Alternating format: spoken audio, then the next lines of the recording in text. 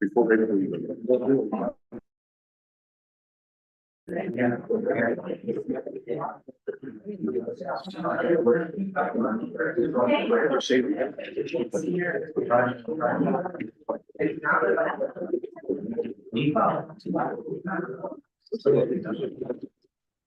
Welcome, everyone. Thank you for being here. We'll start a very evening. Thank you for showing up. We really appreciate you all coming out to express your interests and concerns and questions regarding our rate study survey at Erie. So it's now 6:01 p.m. We're going to begin this public hearing. And I'd like to welcome everyone to the Georgetown Divide Public Utilities District public hearing and proposed increase to rates for water and wastewater services. Before we begin the open, I would like to ask our legal counsel to explain the requirements of Proposition 218 governing this public hearing and the proposed adoption of the rates and charges. But just before he begins, I believe our general manager. Thank you all again for coming. I appreciate you. My name is Nicholas Schneider. I'm the general manager here for Georgetown Divide. First of all, I'd just like to thank the League of Women Voters from Placerville. There are the three ladies sitting in the back and they're counting the protest ballots. So just wanted to give them a nice thank you for coming out. They are coming to 100% volunteer their time and they are trying to be the transparency that this district needs to make sure that this is a clear and succinct process. And then secondly, if anybody would like to speak, it would really help us out if you could fill out a speaker card. There was some little tab cards that were out on the table out there. And all we really wanted is for your name so that we can call you up so it's in an orderly fashion so everybody can have a chance to speak. If you all want to speak in here, everybody will have an opportunity to speak. I just want to make sure that we can do it nice and organized and we can call you to the mic and you can have your time. Okay, thank you guys so much again for coming, and I'll turn it back over to legal counsel. All right, this public hearing was set in compliance with Prop 218. The district mailed notice of this public hearing to any record owner whose property is subject to the imposition of the proposed rates and charges, and any tenant who is directly liable for the payment of such rates and charges, i.e. customers of record who are not property owners. The date and time of this public hearing is not less than 45 days after the district mailed legal notices. The purpose of the public hearing is for the district board of directors to hear all oral testimony and consider all rate protests concerning the proposed rate increases. It is also held to determine whether there is a majority protest to the proposed rates and whether to proceed with the adoption of the proposed rates. Oral comments made in public comment today do not qualify as written protests. In addition, property owners and tenants are not required to provide oral testimony at today's hearing. If you wish, you may simply submit a written protest directly to the executive assistant of the board, and they will get tabulated in the back. In order to be counted, the protest must be in writing. State whether it is in opposition to the water rates, the wastewater rates, or both, and include the location of the identified parcel by address or APN number, and include the name and signature of the person submitting the rate protest. Any protest submitted by email or other electronic means will not be accepted as a formal written protest.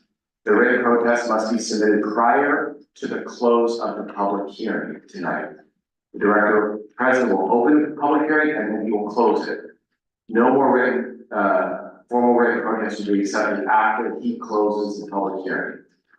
The public hearing will be closed after the district board of directors has heard and considered all oral testimony on these items. While this public hearing is being held jointly for both water and wastewater charges, the determination as to whether a majority protest exists will be made separately for each utility depending on the number of protests received with respect to such fees. If written protests against the proposed water or wastewater rate increases are presented by a majority of the owners of identified parcels upon which the charges are to be imposed, or tenants directly liable for the payment of the charges, the district board of directors may not impose the rate increases. If there is no majority protest, the district board of directors may impose the rate increases. Pursuant to state law governing Prop 218 and determining whether a majority protest exists, only one written protest per parcel may be counted.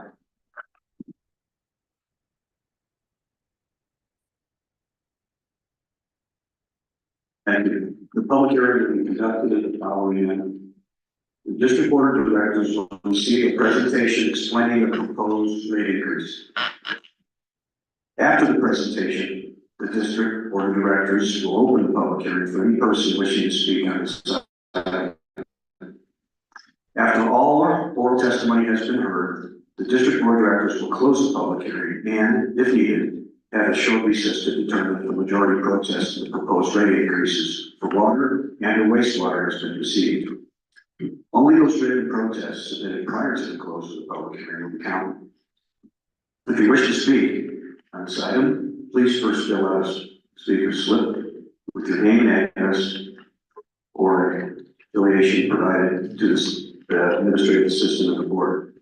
The executive assistant of the board will read your name from the speaker slip and ask you to come forward to speak from the podium, at which time each speaker will be allotted 3 minutes to speak.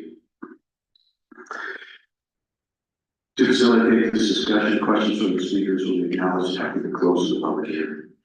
We will now begin a brief presentation of the rates, and I will open the public hearing. Sanjay?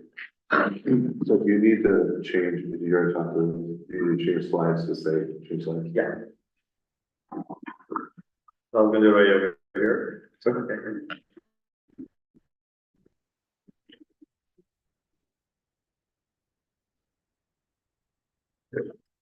Good evening. My name is Sanjay. I conducted the study on behalf of Georgetown. President, board member, public staff, it's my pleasure to be here to talk about this important issue, and to receive your input.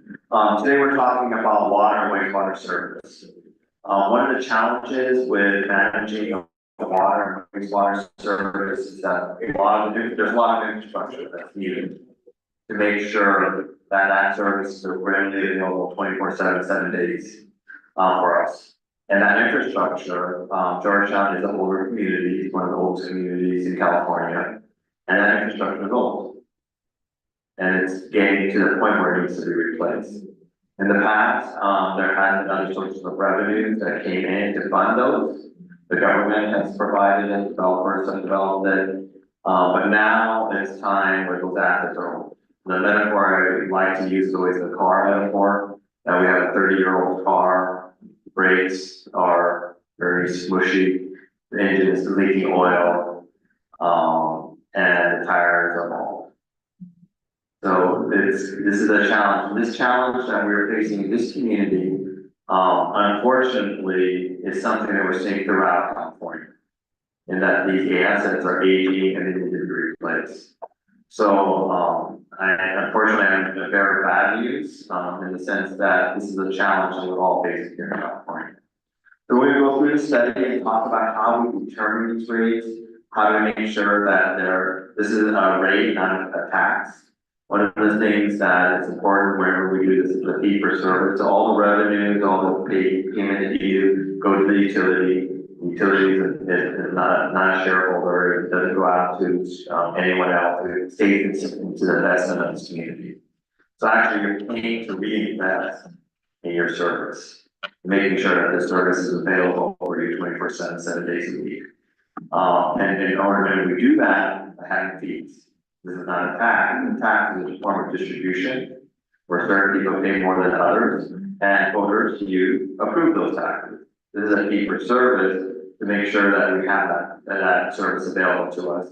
And there are legal requirements associated with that, which I'll be talking about in a second. So go to the next slide. And today's agenda here is that we're going to talk about the rate study overview, talk about the legal requirement that's Prop 218, then talk about the financial plan. Whenever we do these studies, we want to ask ourselves what's the health of the enterprise, how much revenue do we need to make sure that we're solvent, and we can make sure we maintain support and service.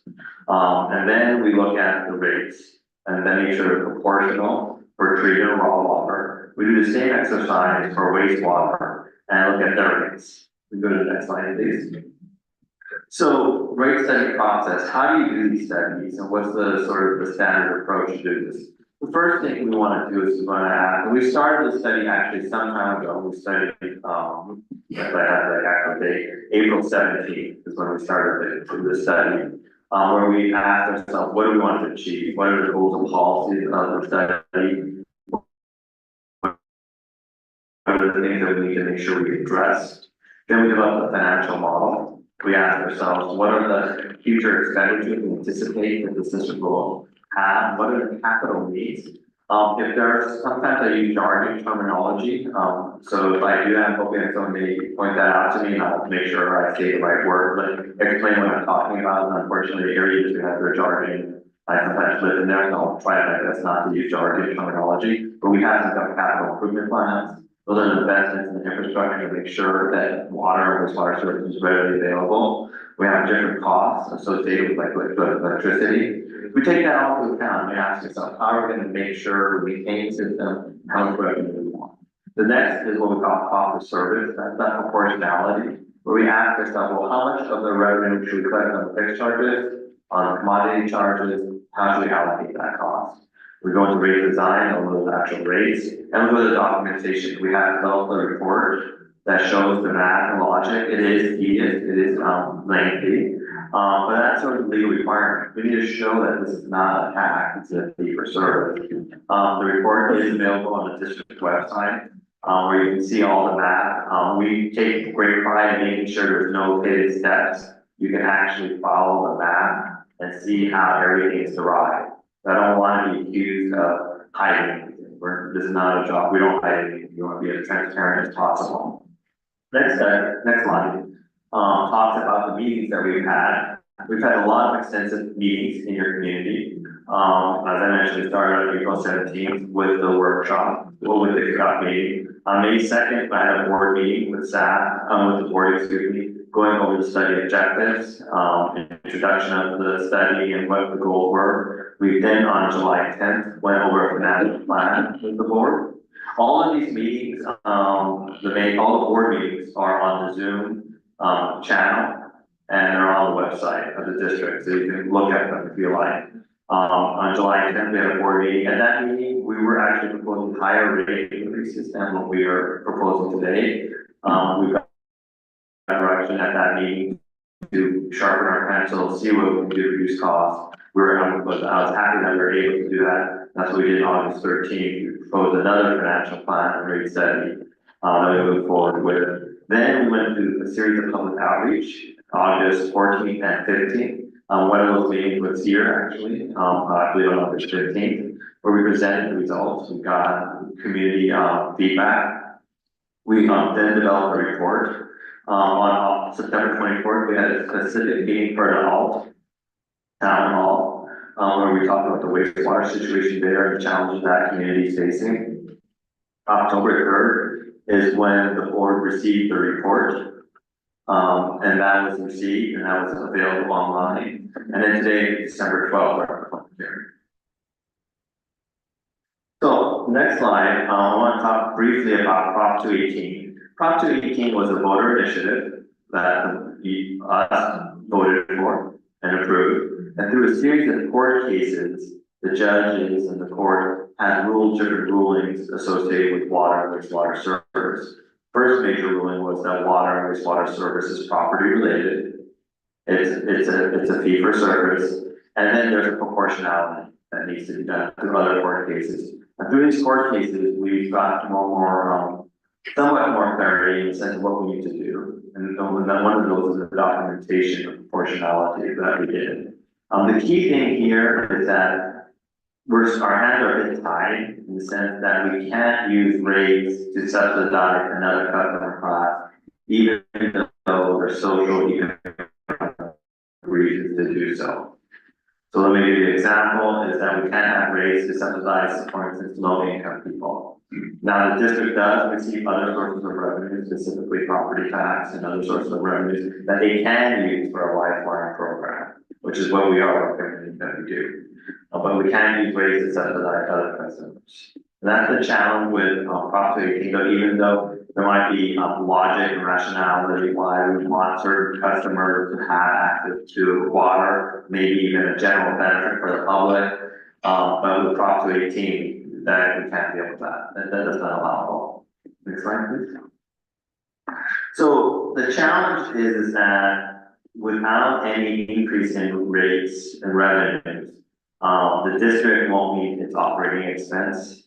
It would meet its coverage ratio. So whenever you issue debt, when an agency issues debt, there's a requirement, it's called a coverage ratio requirement. It's an obligation the district has. If it fails to meet that obligation, then it's a technical default. And the issuer could ask for the money back. And then the credit rating of the agency degrades. And then what that means is that if the agency wants to issue debt again, you have to pay higher interest. It's a situation we don't want. We want to be able to have good credit ratings so that we can issue more debt if needed and have lower interest rates, thus lower debt service, thus lower rates for us. So these things, and then we would be out of money. Our reserves would go out. So we would do a series of workshops, a lot of discussion with the board, trying to figure out how we can meet this. The challenge is always about affordability. You know, how do we maintain affordability while at the same time, as critical, if not more critical in some sense, is making sure that we have water available. Because as we all know, without water infrastructure to our property, the property of our value of our house turns to zero. We need to make sure we have that available to our household. So, through a lot of discussion, what we're recommending is in the first year to do a 15% and the following year 10%. Do know that the district has an increased rate for several years and also we've had high inflation. By doing these two things, which is not comfortable, and it will maintain the health of the district and be able to do the critical CIP needs. Next slide, please. So we are, these are the rates that we're proposing, for the board to consider to adopt. It's important to note that with Prop 218, there's a lot of administrative, legal terminology, and one of them is we use the word adoption, and another one's implementation. So we're asking the board to adopt these rates, but the board could, if things get better, such as if the district's able to get grants, if there's other sources of revenues that come into play, implement lower rates. One of the things about these studies is that doing studies is expensive. It's expensive to hire a consultant like me, I'll be the first to admit that. It's also expensive for the board and staff, and it takes a lot of time for them, and it's a lot of resources, because they could be focusing their energy on something else and solving other problems that the district has. But instead, we're focusing our energy on this, which is important, but I would recommend that we do these studies once every 5 years, not more often, so that it's more economically efficient. And that strategy of adopting higher these rates, and hopefully we can implement lower rates. Another thing to note is we have different meter sizes. Most of you are 5/8 inch meters, that's what a residential customer has. If you have a newer house, you may have fire sprinklers, then you have a 1 inch. One of the things you'll note is that we are recommending the changing of the meter charges so that the 5/8, 3/4 are the same and different than the 1 inch. One of the reasons why we like that approach, is first, there is a difference in the hydrological capacity of a 5/8, 3/4 compared to a 1 inch. These meters have diameters, associated with them with flow gallons per minute, and 5/8, 3/4 have a much more lower gallons per minute than a 1 inch. And also, incidentally, helps with affordability for the lower end meters, and it has less impact associated with them. That's one of the things that we were looking at is how to minimize the impact as much as we can to, the lower small meters. We are also looking at increasing the low income program. That's a program that the district has. I encourage you, to look into that program and, apply for that program. That, we're gonna increase that to 50%. And that low income rate is now shown down below. Go to the next slide. We have the supplemental charge. This is a charge that was already in place by the district, designated to pay for certain projects. What we're recommending though is instead of always being the same regardless of meter size, is to have it increased by the meter size. That makes more sense, the larger meters have more hydrological capacity, more reach in the system, and they should pay more than a smaller meter. What that does is that actually reduces the rate for the 5.834 inch meter from $30 to $23. So that actually helps, a lot of you in that area. Next you see is the usage rate, which is the same, and which is a uniform rate structure that we call. Next slide, please. One of the things, now I want to show you the impacts associated with your customers. So there's, what we're showing you is the 5, 8, and 1 inch. So the top table, the 5/8 inch, as I mentioned, that's most of you have a 5/8 inch meter. Your bill, shows that information. So if you don't know what size meter you have, you look at your bills and you have that. Well, we next have is different usage levels.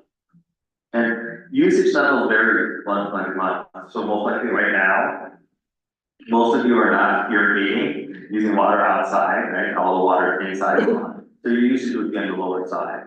In the summertime, you may be using more water to irrigate your landscape area, so it'll be on the higher side. We have the current proposed dollar and percent change.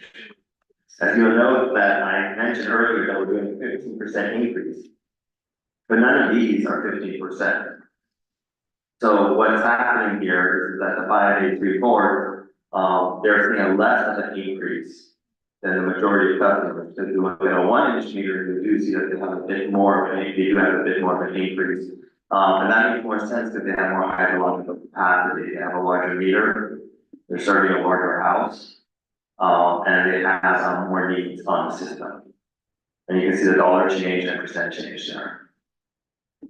We go to the next slide, is raw water and its impact. So when in the study, in the report, we did look at allocating costs, operating costs, the IP costs between treated and raw water. We want to make sure that there's a proportionality and a logic in that allocation. Again, there are arguments out there, that are not Prop 218 related, but there are valid arguments why we want to make sure raw water is affordable. But unfortunately, we have to follow Prop 218.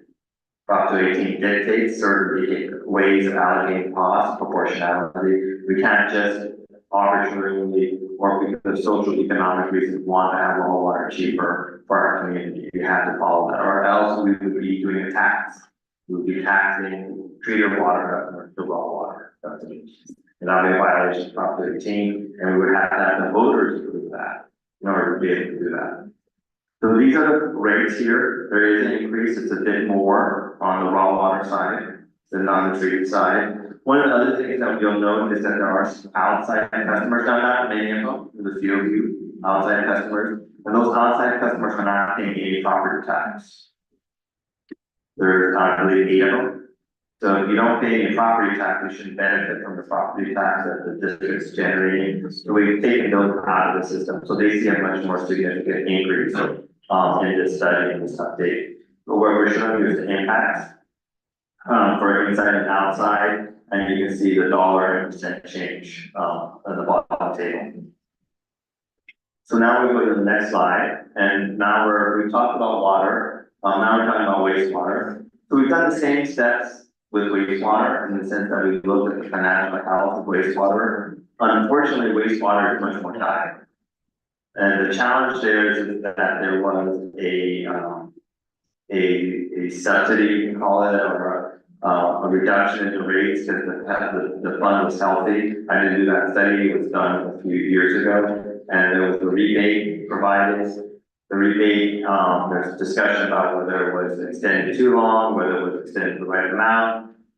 the end result is that right now, we're very upside down, where the revenues, are 3 times more than the expense, operating expense.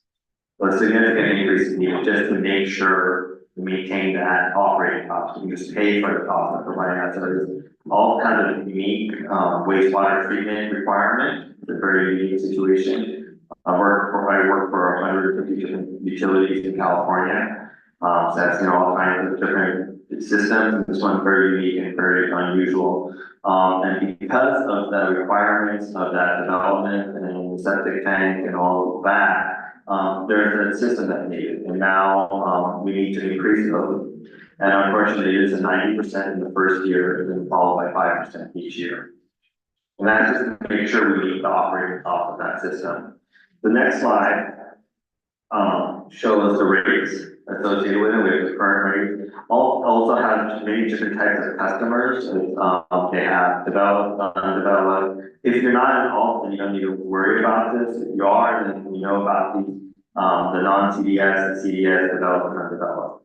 And we take into account all the different costs associated with running these different types of customers. Again, it's very detail oriented in the report. You can see how that's done. The next slide, we wanted to make sure that, we understand the impact for these customers and all, because besides wastewater, they also pay water, and what is the total impact? And so that's what we show here between CDS, non-CDS, developed and undeveloped, the dollar, the percent change, with the water bill, with the sewer, and then with the water bill. We'll go to the next slide. And that concludes my presentation. So I'm looking. Thank you, Sanjay.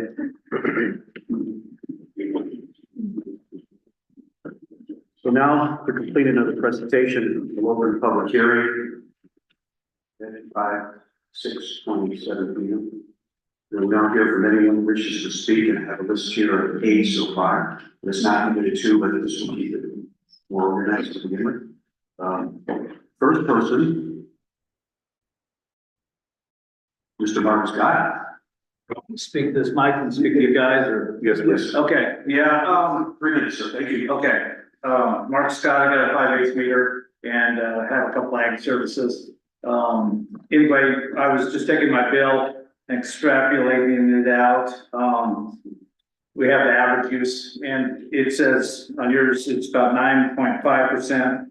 I don't know how my numbers vary, but anyway, we ended up with, 11.48 on the first year, next year, and then it looks like about 58% increase over the 5 years. And I just think that's, extreme. Like he says, everyone's been sharpening their pencils. Well, we've been doing it for quite a few years on fixed incomes, and we're lucky to get a 2% cost of living per year. And I just think that you need to stand that out. I understand infrastructure and stuff. I worked for EID for 32 years and went in wastewater plants, and so I know it's dire. But, I mean, there's a lot of people that just can't afford that. And I don't know what to tell you. But that's why I'm protesting, because I'm on fixed income, and everything I got has been going up, far more than that with our insurance and everything else.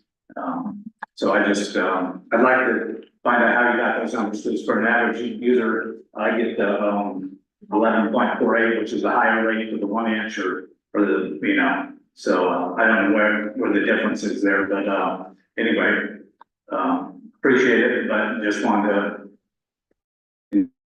put in my 2 cents. Thank you. Thank you very much, Mr. Scott. I'd like next to call up Brooker. Brooker? Yep. Thank you. Thank you, sir. Brooker. I'm just a resident here in Georgia. I had kind of the same feelings, that the rates seem to be going up higher than what are, written out here. And that may be just the way I interpret it, but it looks like it's hard. And I do deal with a lot of here in town with the police department. And we have a lot of people on fixed incomes. And I know that some of them are taken care of by the special programs, but I don't know if enough are on one of the sites that I can end up on look like they're just barely making it at best. I was wondering, you know, with all the costs of everything you guys do and everything, we used to have a lot of amount of water that actually was, you could call it free, but it was what you got the bill like you normally did, but you had that much leeway in water. I'm just wondering if we could do maybe a smaller amount, because I think that cost of the water is pretty cheap compared to all the other stuff that's going on. And maybe even something like, you know, if we used to have a 2,000 cubic foot deal, that's pretty big. And I'm just wondering about maybe 100 cubic feet, that is part of the bill as it is stands now, without increasing the cost for that. Just so that some of these people, because there's a lot of, it's just interesting, the older couple, they're not couples anymore, they always lost one, so we have one person, and they're not making much money at all, as far as income coming in, so this may be able to help them better too, and even things out a little bit for everybody. That's what I have for, good, thank you. Thank you very much, good input. Next would be Devin Vickery.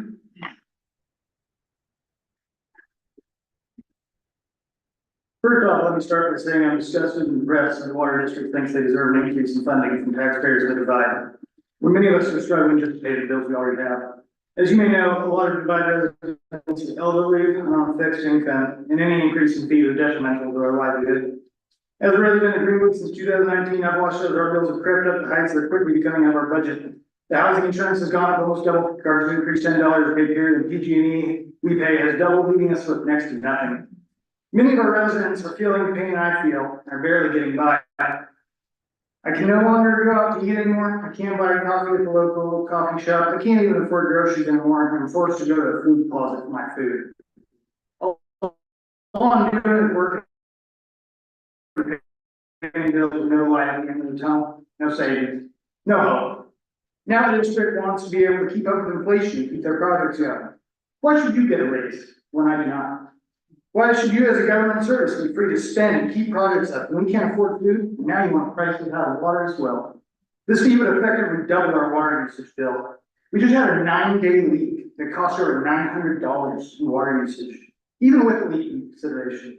That leak just cost us our entire Christmas fund that we've saved since June 4th. That is already an insane cost for water and basic human need. But under your proposal, in 5 years, that's only could cost $1,800 in water usage, which is just criminal. It would seriously have me considering moving away to a house with a well system because this would devastate us. We would never be able to recoup our losses. You say without this increase, we would see less service provided. I'm okay with that because I can afford slower service and projects, but I cannot afford the asking prices you're suggesting. Thank you very much.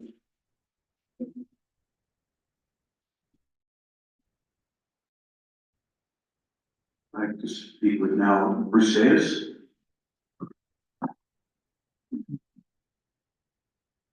Hello, everybody. I'd like to find out some more information on where this money for the non-CE or not CES customers, what it is for. The supplemental fee that's been on our bill. I was here when they had to get a bond to build that wastewater treatment plant. ALT. And that supplemental fee was for I think it was a $10 million bond that had to get. So that was only supposed to be for 10 years and that ends in 27. So I would like to have somebody tell me where this money, because I don't get any benefit from ALT's wastewater treatment plant. I have to pay for my own septic tank when it needs to be fixed. If this is money for that, that's not fair. So I don't know who I can talk to afterwards to find out why this fee is still going on. Now they're going to increase it. As soon as the whole public hearing is over, we'll answer the question. Okay, thank you.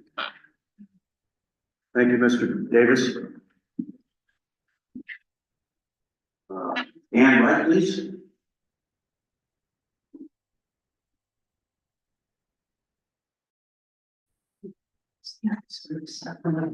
Okay, I happen to be one of those property owners that lives out of district and gets irrigation water. We're very fortunate.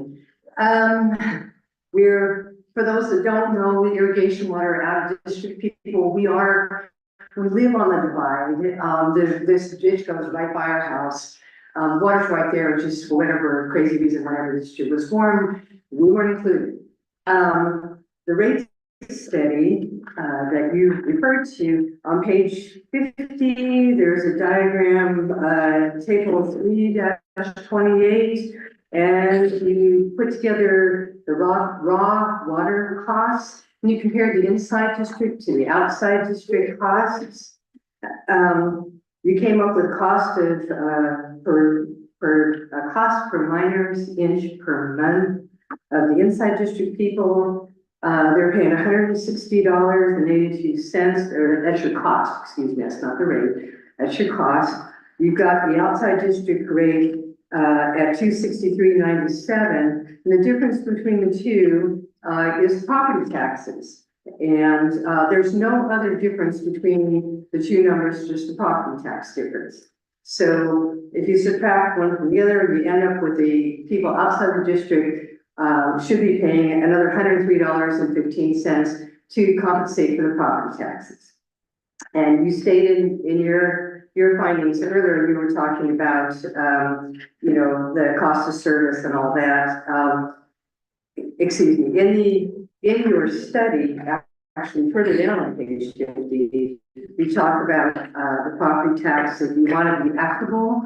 And I can't argue with that. People outside the district, we should be paying an amount for the property taxes. I agree with that. That's not a problem.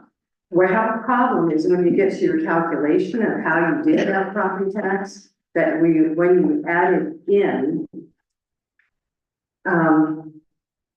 on your rate study, the irrigation, you put some of this up earlier, on the bottom of the 218 notice, these pages were not numbered. The top of the page says, how these proposed rates impact my bill? Okay, the bottom lines here are the raw water inside and out the district. In year one, you're proposing an increase for the inside district people of $30.76. Okay, outside district people, you want to charge us $149.38. Okay, if you take that, the 149 includes the property tax offset. So the property tax offset would be $103.15 that we already figured out. If you take the $103, subtract it from 149, outside district people pay $6.22 per month in the that first year. So this is not equitable, and it actually, my argument would also be that it exceeds the cost of service. If everybody else is paying the cost of service, they're charging me $15 more. That's in the first year. And then in the second year, you take the total rate that the outside district people are paying the $303.58. This is per minus inch, and you multiply that times 10%. When you do that, you haven't subtracted the property tax amount out of that. You're including the property tax amount in there. So I'll say, you know, what you're resulting in, bottom line, is that outside district, we're paying an increase in property taxes of 10%. I don't know that that's standard throughout the state of California for your property taxes to increase by 10%. Thank you, Mrs. Ray. We'll be happy to follow up with you after the public hearing. There is a timer. We can't. Yeah, we had to limit it to 3 minutes at least Okay. initially. With your first questions, thanks. Martha, hello. This is really a difficult meeting. I am. You can't hear me? Right. Pull it down. We can hear you. Okay, this is a tough meeting, tough subject. You know, I am an ALT resident and you saw what rates we're going to have to contend with. I retired.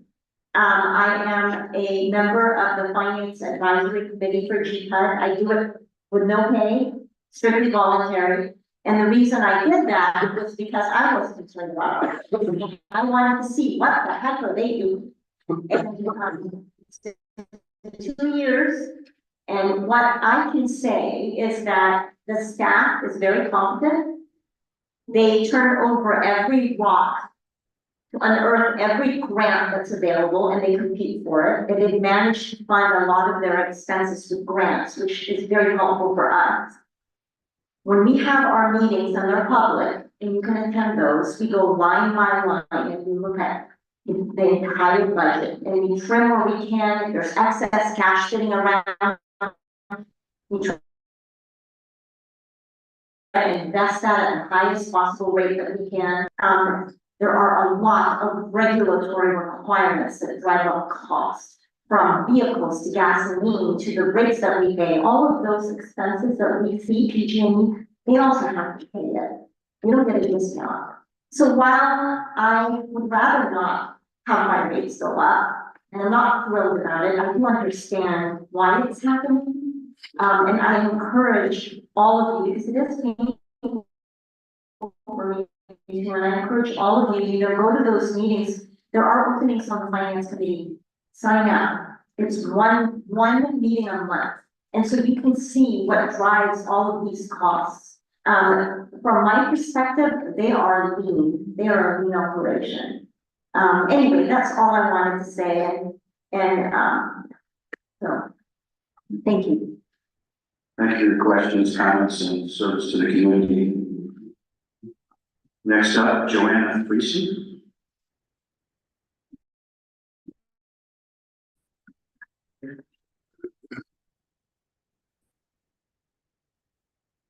Hi, when I moved here 15 years ago, I was told that GPUD was a can of worms.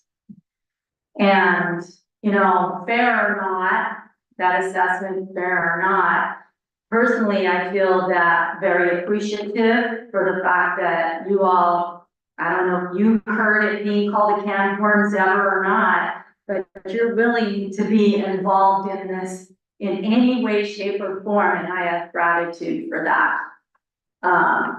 And because I do care about GPUD and I care about water is life, and I care about all of your health, I need to point something very important out that maybe those of you who are not here in 2015 were not aware of. I know some of you were. Some of you are in your elected positions because you knew that. You were aware of what had happened in 2015. So you can get this on your website. It is Resolution 2015-11. And this was specifically referring to the supplemental charge. The background behind that supplemental charge was it was only to pay back a loan, a very inexpensive loan from the state of California to build the Sweetwater treatment plant. Only. And this is what is exactly on the document on Resolution 2015-11. Now, therefore, be it resolved that the Board of Directors of the Georgetown Divide Public Utility District does hereby accept and close the Proposition 218 proceedings in connection with the district's proposed supplemental monthly charge with receipt of less than a majority protest, and the district may adopt the supplemental monthly charge not exceeding $15.08 per month for the duration of the proposed 20-year SWRCB loan in accordance with the rate study. Therefore, no ratepayer can pay more than $15.08 per month for their supplemental charge. That is the only purpose for that supplemental charge, and I'm really sorry that somebody was too lazy, incompetent, or deceitful to give you that information to do your rate study. That angers me. Unfortunately, that's one of the reasons why GPUD is called a can of worms. Laziness, incompetence, and deceit. Thank you very much. 3 minutes. And unfortunately, you may have to redo all of this if you want to balance everything. I'm really sorry. Thank you, Mr. Rizzo. Next up, Bill Christian.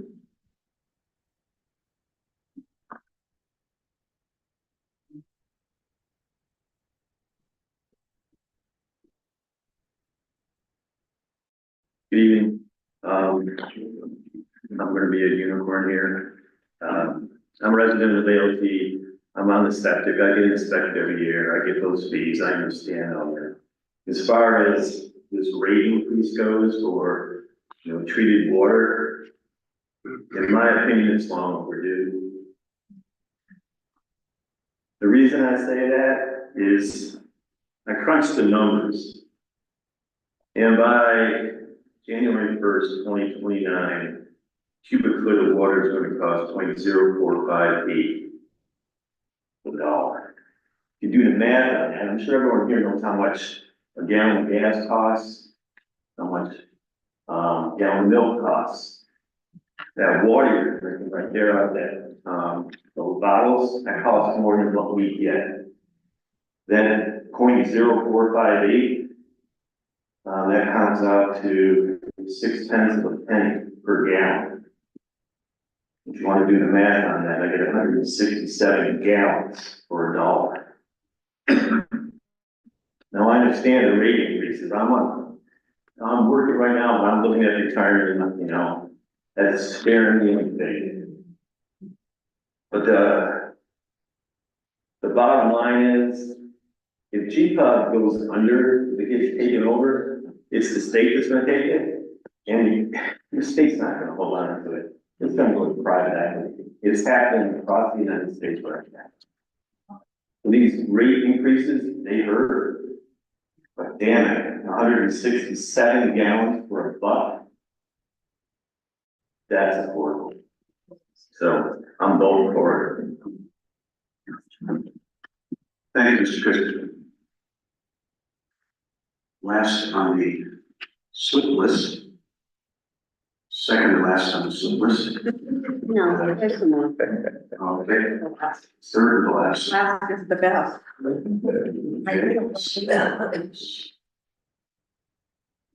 There we go. We have Diane.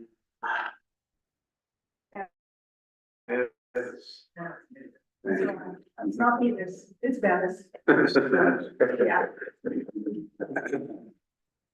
First, First, I want to tell you I'm in education. And I want to tell you, we are in the same position as you right now.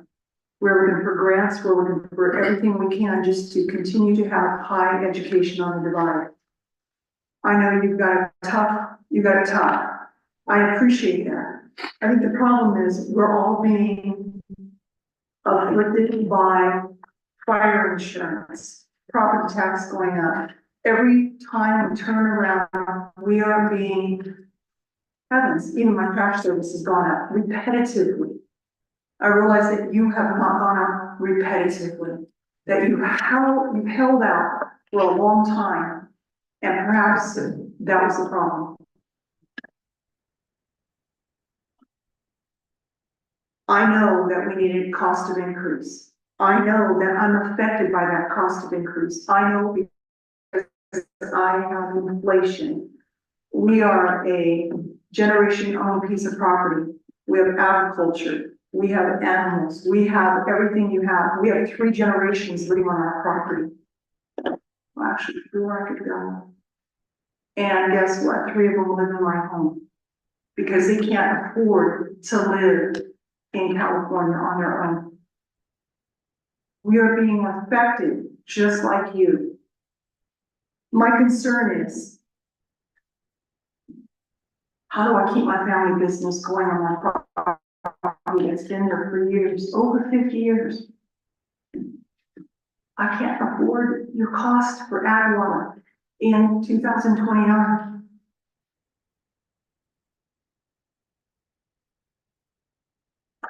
We're gonna lose businesses, family-owned businesses up here. We're gonna be outpriced because we can't keep up with everything. And I think that's the sad part. Our community is gonna rapidly change because of the cost of everything going up, and this is one of them. I heard a gentleman say earlier, could you extend the cost over a longer period of time? Huh?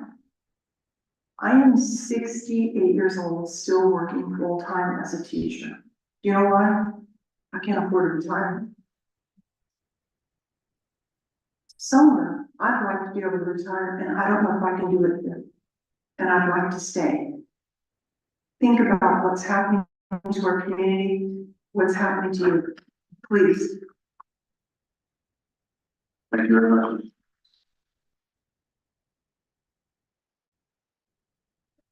Beverly, Victor, No, Beverly, VIE, Victor, close enough. Hey, you guys. Anybody who's been around here for the years, like me knows, I quit coming to all your little meetings and taking days off of work because of this. Let me point a few things out. They have not told us how much we're paying for the cost study. Okay, a lot of money goes there. They haven't told us the median income of your residents here.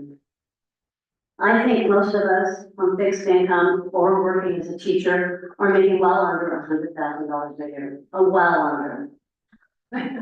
I hear our general manager is now making $200,000 a year. I used to protest when the manager was making $150,000 and I was commuting to Sacramento making $50,000. And that doesn't include their paid vehicles and everything. I think the problem is how much are the pensions costing us? How much is management costing? I didn't see any of that in the study. Your, I'm sorry, but this, aging assets. That's the song and dance I already heard every other meeting. You could come up with something new. We all know what's going on. If we paid attention, look at them. I hate to tell you this is a dog and pony show. Read your body languages. I can't get my neighbors to sign any of the pieces of paper like I used to. Why? Because it's a quit wasting your time there. I don't know why I come down here. But look at it, they already have their decisions, they know what's in the box. And they're smiling at us. Come on, I'm sorry, I've got a friend on the board, I know he took a lot of time, they went in here. I'm waiting to hear our last thing, it's sad, it's really sad that you guys are out of touch with all our retired people, all our hard workers on the divide, and the other ones are getting low income, but us who worked all our lives we can't get the low income. I mean, the pensions and the cost and what everybody's making, we can't relate to. Anyway, I'm sure my 2 minutes is up, and I still have to live on the divide with my neighbors.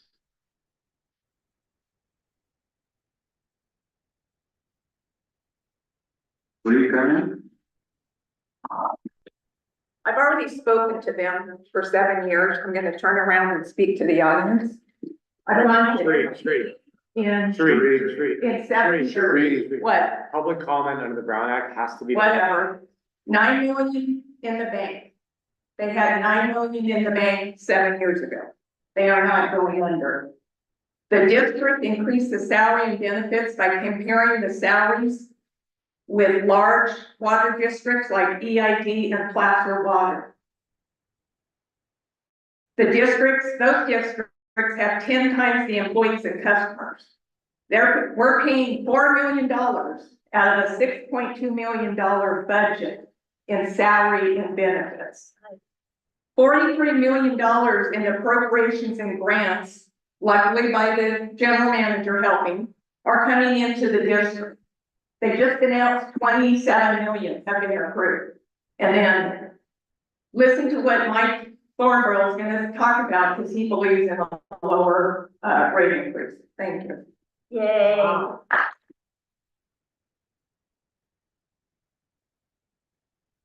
there any other members of the public wanting to comment, any questions?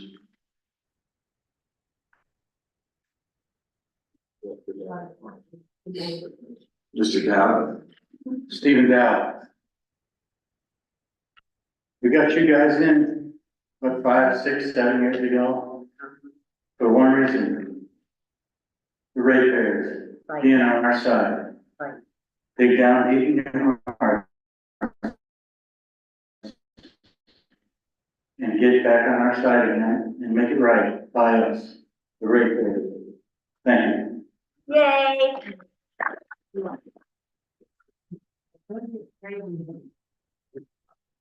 Anyone online? I see no answers. Seeing no others who wish to speak and prepare to close the public hearing, but before that, I would like to provide anyone who would like to submit a withdrawal written protest the opportunity to do so. Once the public hearing is closed, the district board of directors may no longer accept any written protests on proposed rate increases. Again, are there any remaining written protests to be delivered? Go ahead, sir. You want to speak? Would you like to speak, sir? Yes. Oh, by all means, please. Can you just state your name for us, please? You're right away, no, I'm not born in Brooklyn. I lived 25 years in Dubai. I have two questions for that gentleman here. You said it's an old car, we need this and that and the oil and stuff. How did you let it go to that extent? Okay, then you say, be careful, one day you might have no more water. Well, if we would have no more water, all these guys would go in jail or something, okay? Or we would go and siege them. So, as you say, I'm French, and I'm Silky. And I say, we're so close to the water, the main water, that we should be the one who gets the cheapest rate you can imagine. Because it doesn't take so long to come to us as it has to go somewhere else. That would be one of the things I have to say. Then, 15 years ago, you probably were not there, we had a problem, we had no more water. Oh, no more water. We called GBUD, they had absolutely no answer for us. They gave me the phone number from a guy, oh, he might be able to help you. And that guy said, hey, it's been 5 years, I don't do it anymore. Okay? Now, we have 4 horses. We have, I would say, because we don't have irrigation water, even so we have irrigation lines going through our property, but we don't have it. And to have like a half acre of green grass for our horses, in summer we pay $450. You can look in your computer, you know, $450. Well, I do endurance riding, and I met people from all over California. When I tell them how much we pay, they laugh at me. They say, you're getting screwed, man. And that's what I have to say. People, I trust you, you know, because the water flows, but you want to increase the stuff? Do what you have to do, because I think you will do it anyways. But I think there is a lot of problems.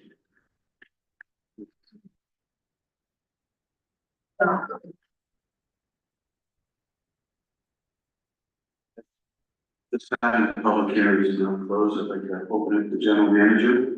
Yeah, I wrote down some of the questions and I'd like to address some of those statements that were made. Yes, thank you. First question, there was a couple people that asked this question, was how did the average water get calculated? So basically, we took, how much water you would be using during the summer months and during the winter months. So you have to look at a whole year's bill. You can't look at one bill when you're calculating that. So that number will fluctuate through the year.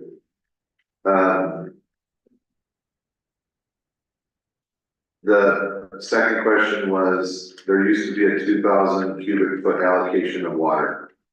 So unfortunately, it's really hard to do that. That goes against a lot of the principles that 218 set forth when the Voters Act was put forward.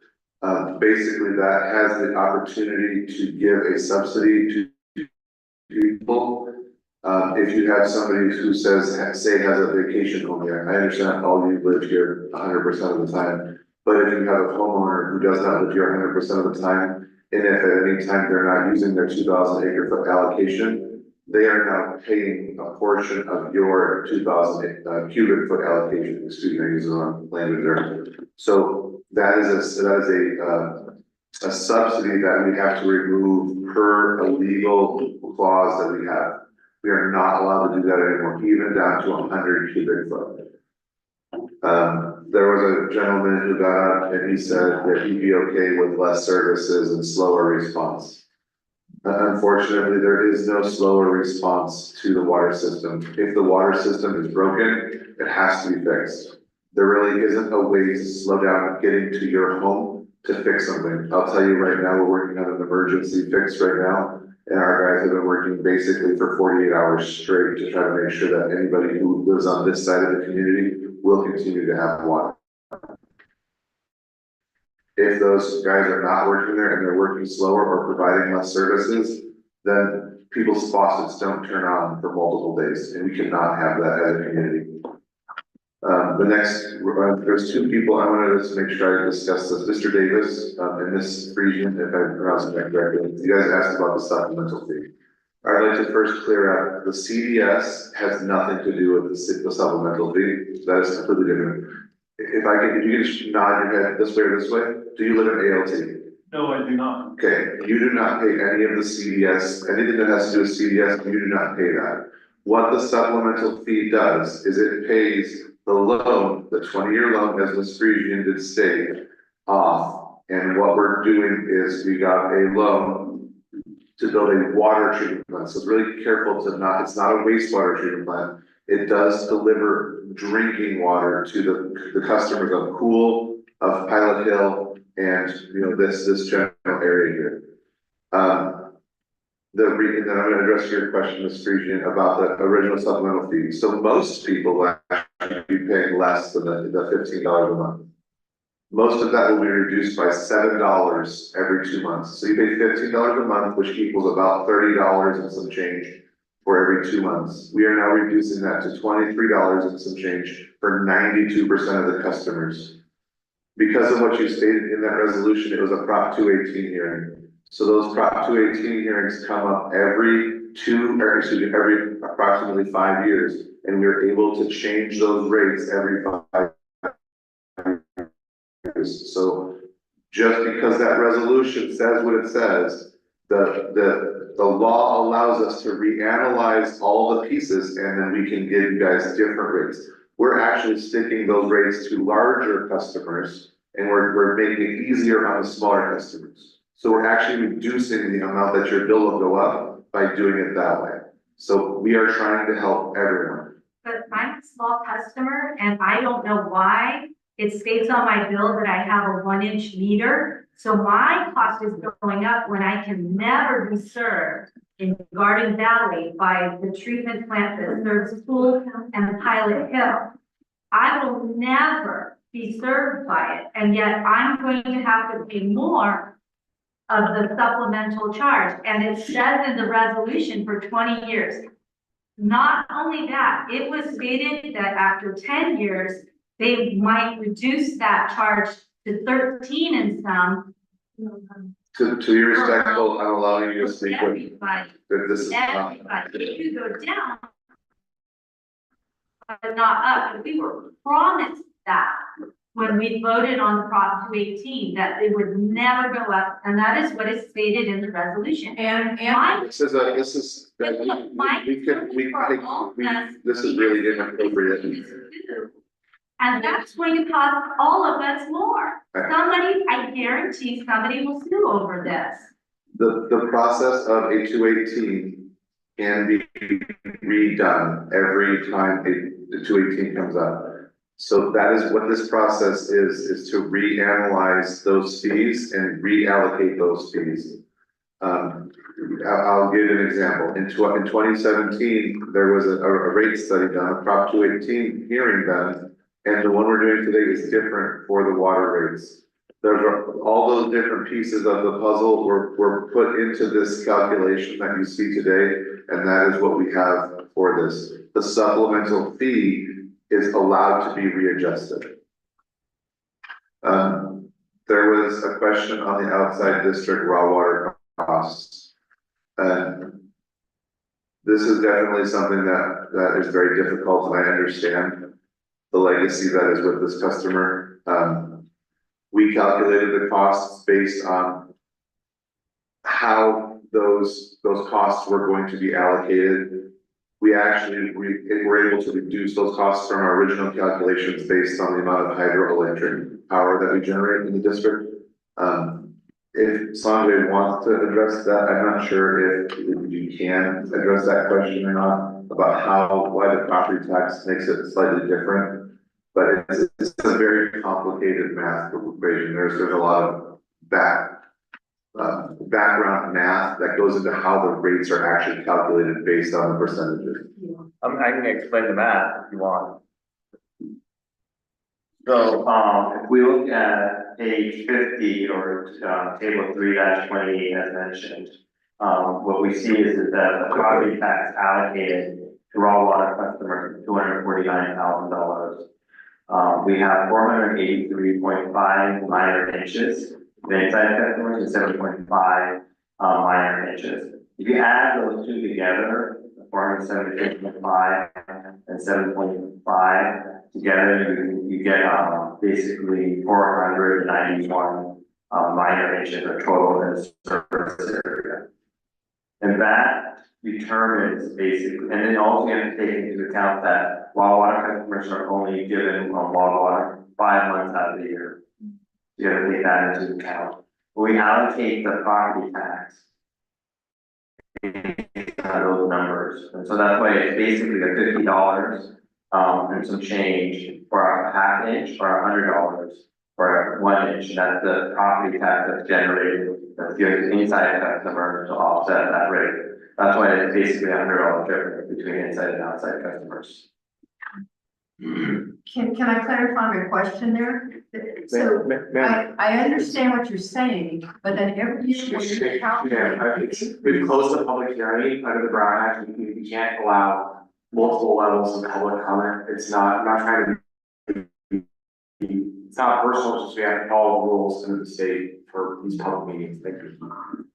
Thank you, Sanjay. The next question was, nobody stated how much we paid, Sanjay. His company's name is Water Resource Economics. We were very, very transparent about that. There's a whole website on our website. If you click on it, it has every piece of document that we developed, has every meeting, every agenda, every video. I will tell you, his services were approximately $90,000 to $110,000 to do this rate study. That was split between both the wastewater and the water service.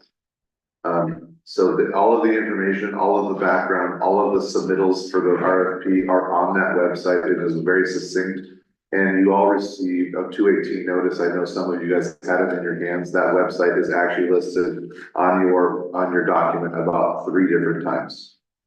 And then there was somebody stated that there was the salary survey that we used and the comparisons were to larger districts. And I will admit that we do salary surveys based on our neighboring water districts.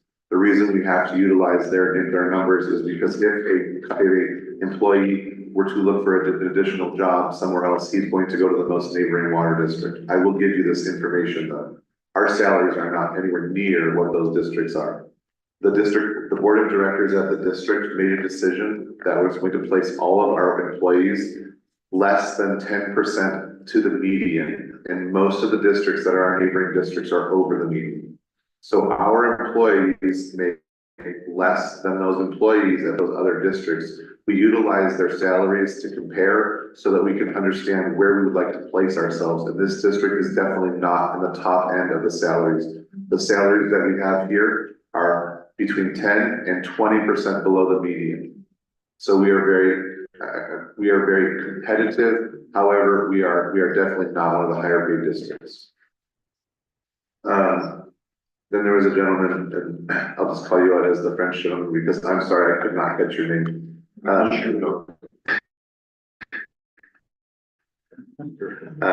How do we get here? And, you said about the old car analogy. Unfortunately, all water districts within California have pretty much gotten to this state. And it's due to, we've kind of kicked the can down the road and doing these types of rate increases and doing the work that needs to be done. It is very unfortunate. I don't like to have rate increases. Every time PG&E wants to raise rates, I get just as mad as all you guys do. Trust me, I understand how hard it is.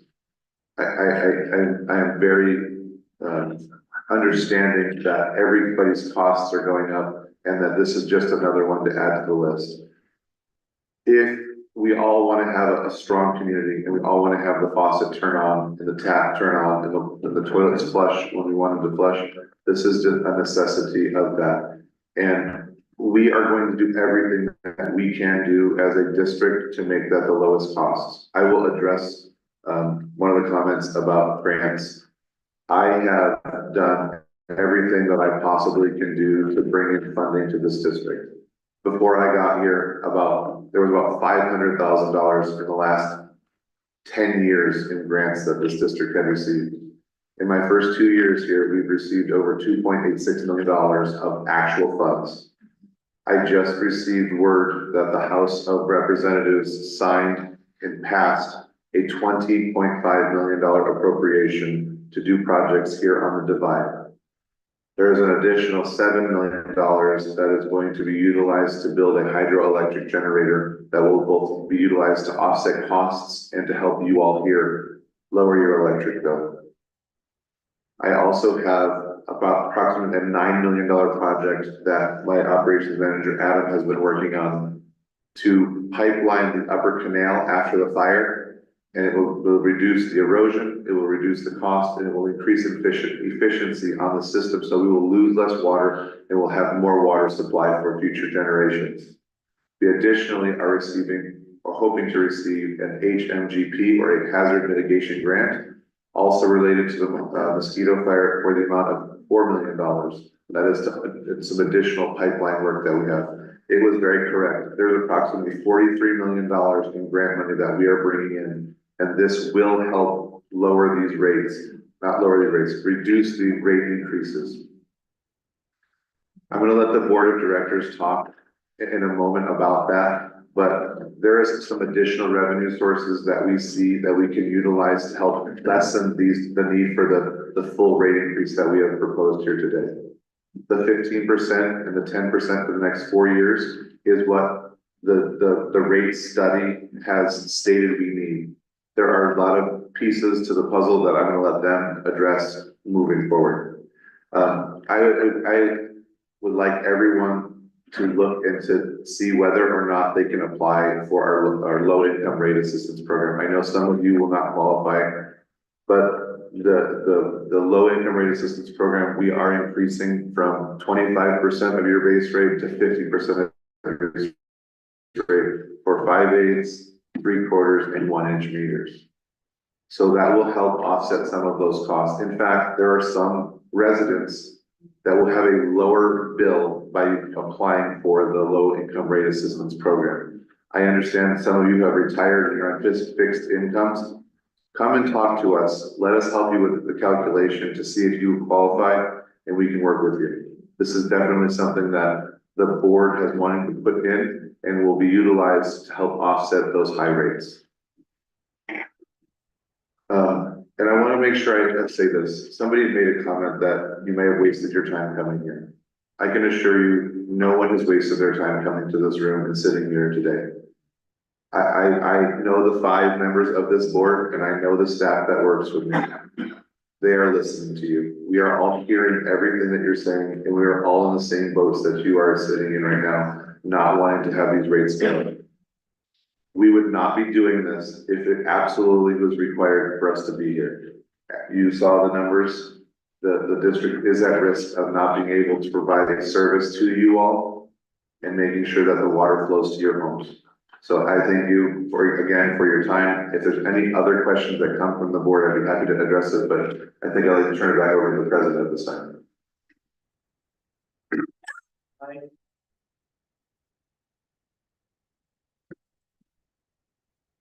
Thank you. I'd like to turn it back over to the general manager. Provide the board of directors with tabulation results. Can you read the next part right here? At this time, I would like to. At this time, I'd like to GM whether recess will be needed to tabulate these results and additional time to authenticate. Any questions? We have the tabulation. Carl, please.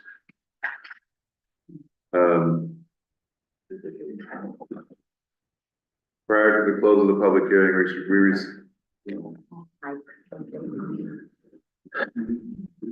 sorry, I usually talk very loud, but my voice is going on, I apologize. Prior to the close of the public hearing, we received a total of 109 written protest letters regarding the rates for water service. For the proposed rates, the district water service charges a majority of the owners of the individual parcels or tenants directly liable for such charges. The number required to constitute a majority protest would require 2,070. A majority protest does not exist to the proposed rates for the water service charges.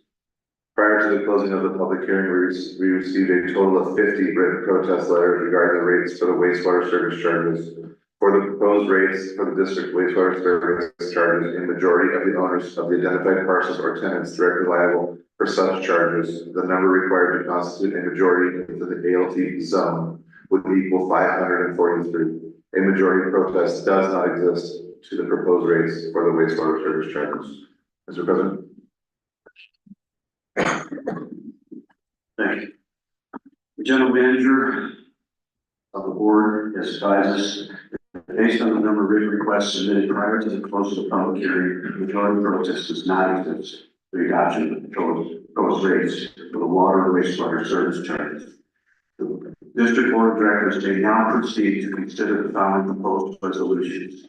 The first one being a resolution to setting the maximum authorized rates for calendar years 2025 to 2029, as Sanjay stipulated earlier, 15, 10, 10, 10, 10. The second resolution, setting the rates for the calendar year 2025 based on current costs of services. As a reminder, the time for public comment and the board of directors will not engage directly with any individual customer or member of the public. Before opening the floor to further discussion, I'd like to call a rate consultant back to the podium to present financial information and recommended rates for this next coming fiscal year 2025. Sanjay?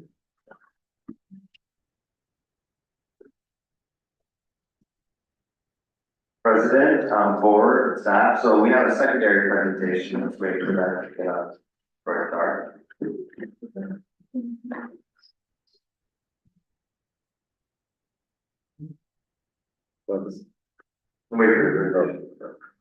Okay, thank you very much. So we'll go to the next slide. So as, the general manager mentioned, we do have some good news as we look at the study. The district was able to get additional revenues. It's always challenging when we do these studies. We hope that we get grants, we hope we get a lot of different sources of revenue, but we never know when we get it for sure or not. You know, we always want to make sure whenever we do a study that we know we have that revenue, we can count on it as that speculation. So we've come up with a couple of scenarios where we identify revenues that we're very confident that will receive, help reduce the increase. So I'm going to show you 3 scenarios here. Go to the next slide. This is the one that I mentioned earlier in the prior presentation, which is the original 15%, 10%, no additional revenues in place. Here are the rates for the first year. As the following slide, if we're able to receive a little less than $1 million, which if you like it's possible, then we can actually reduce the rate increase in the first year. Instead of doing 15, we can do 10%. Each year, and here's the associated rate with that. In the following slide, if we can even receive a little bit more revenue from $1.72 million, then we can do an 8% increase in the following years. Instead of the 15, then 10. So I'm gonna turn it back to the general manager.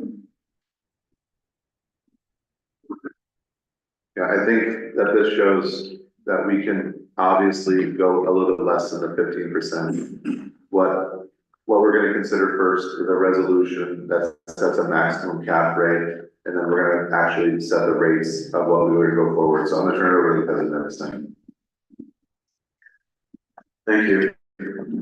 So the board of directors may now proceed to consider the following proposed resolution. A resolution setting the maximum authorized rates for calendar years 2025 to 2029. This is just the maximum. So at this time, I'd like to open up the board.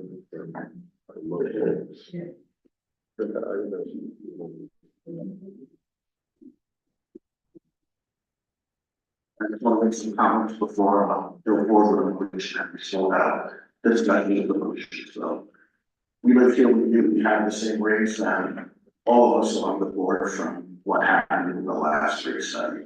We spent the last 4 years putting in a lot of studies and research so we can get the actual cost for every product that goes to the house. So now we know the actual cost of service and water, and it's shocking, so as much as it is. So the first rate study, the motion will be to accept the study as is, but also know that the 5 of us are committed not to go with the maximum.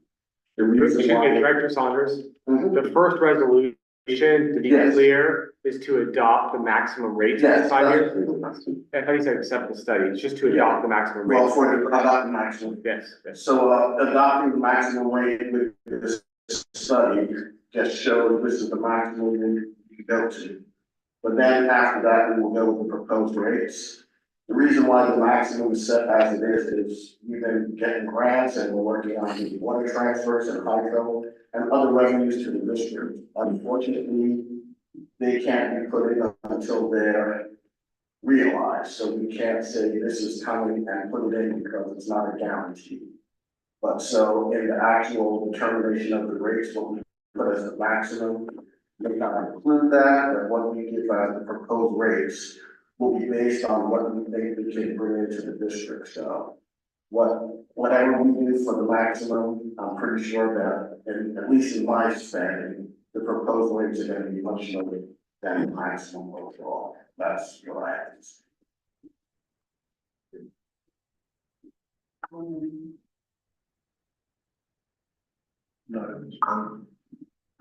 At this time, that's my guess for motion for a cap from the rate study for 5 years.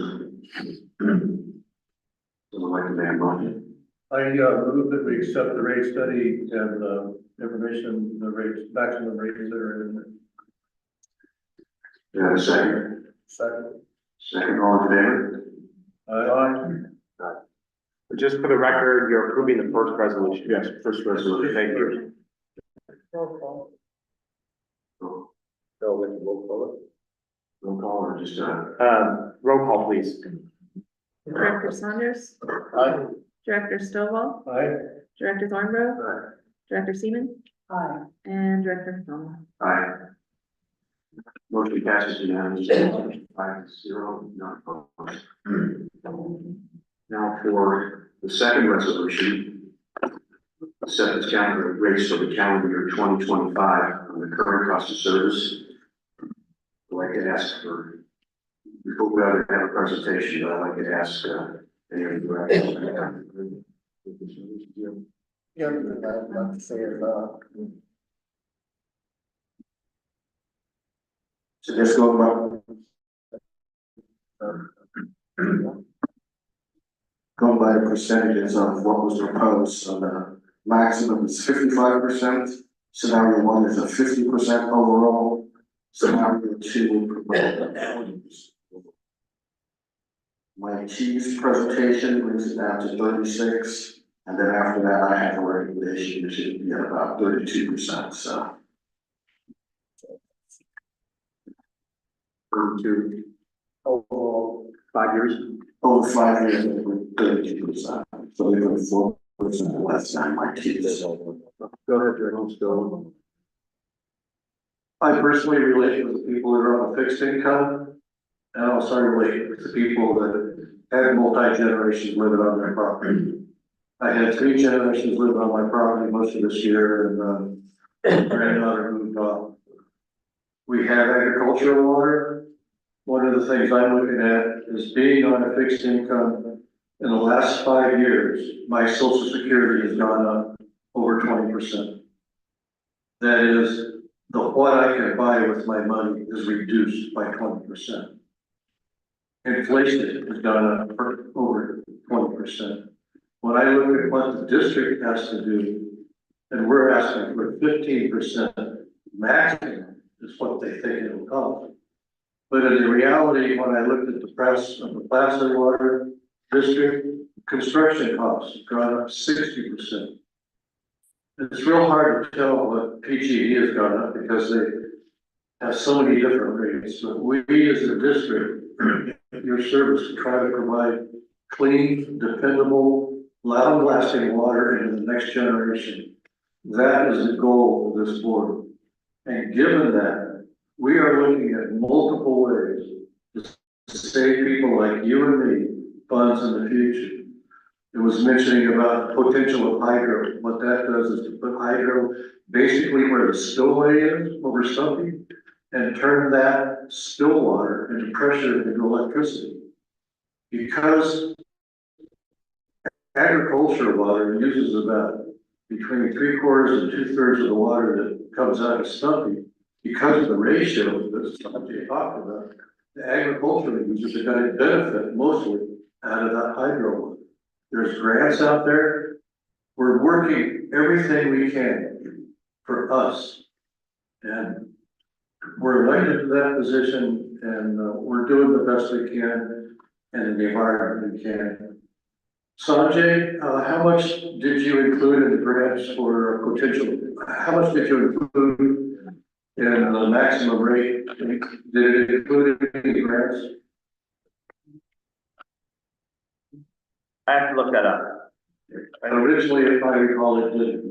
Yeah, that's what I suspect, but I don't wanna, I don't like saying things that are, unless I know they're right. From my perspective, the 218 process is to look at what it will cost this district if we do not have other sources of revenue. And like I say, you know, it's the potential of a water transfer, which we won't know about until July, and the potential of grants and the potential for hydro. These are all ways that we are as a water-rich community to turn that richness into a resource to help the ratepayers. So that's the direction, to me, I am, and I believe the board is too, is to try to generate as much revenue as we can through the resource that we have to keep those rates as low as possible. Thank you.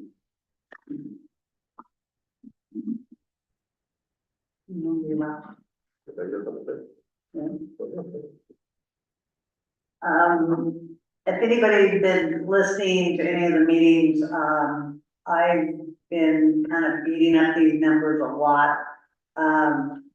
You know, I'm an ag water and a potable water user. So for me, I'm retired, as you can see. And it's gonna, you know, it's gonna hurt pretty hard.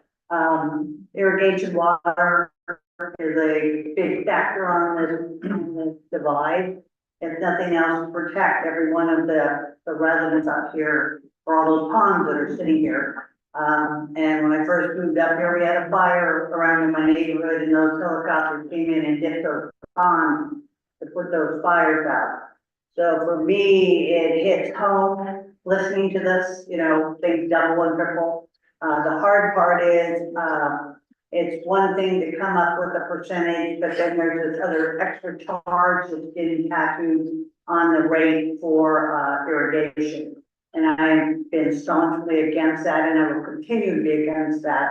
It's one thing to go up a certain percent for water, because we are an enterprise water irrigation. So if water goes up, potable water, our ag water will go up the same amount. But the way this rate study has it, the ag water will go up an extra, almost 5%. So I just want to let you know, I'm with you. I just want to make a comment that, as an ALT, Lake Trails resident, that we're getting comparatively a higher overall increase in general 5/8 inch meter residents outside of our community, because we received a credit on an overpayment in our bills into a reserve fund for an extended period of time that should have been cut off sooner than later. So we're now having to replenish the deficiency in that reserve, which is causing us to have to raise the rates the first year, said 90%. We're down from 250 because we did, as Sanjay said, sharpen their pencils and found some errors and found some ways to get it as low as absolutely possible. But roughly speaking, about, I'm just $50,000 too much in credits given back. And then now we're behind, so we got to play a little catch up the first year to be solid in the fund, even out the next 5 years. PG&E costs, since 2008, since I've been here, went from 10 cents a kilowatt hour to 50 cents a kilowatt hour, which is a 500% increase. In the meantime, we haven't raised ours a penny. So again, we're trying to just maintain what it takes to provide a good quality, safe, reliable drinking water service, and not to lose talent to other districts due to competitive salaries, or to pull in talent if we need to replace qualified people. You know, you got to look at the big picture. And so I understand, you know, I hope that the community understands that, you know, we are behind the curve on raising rates, which we don't want to do.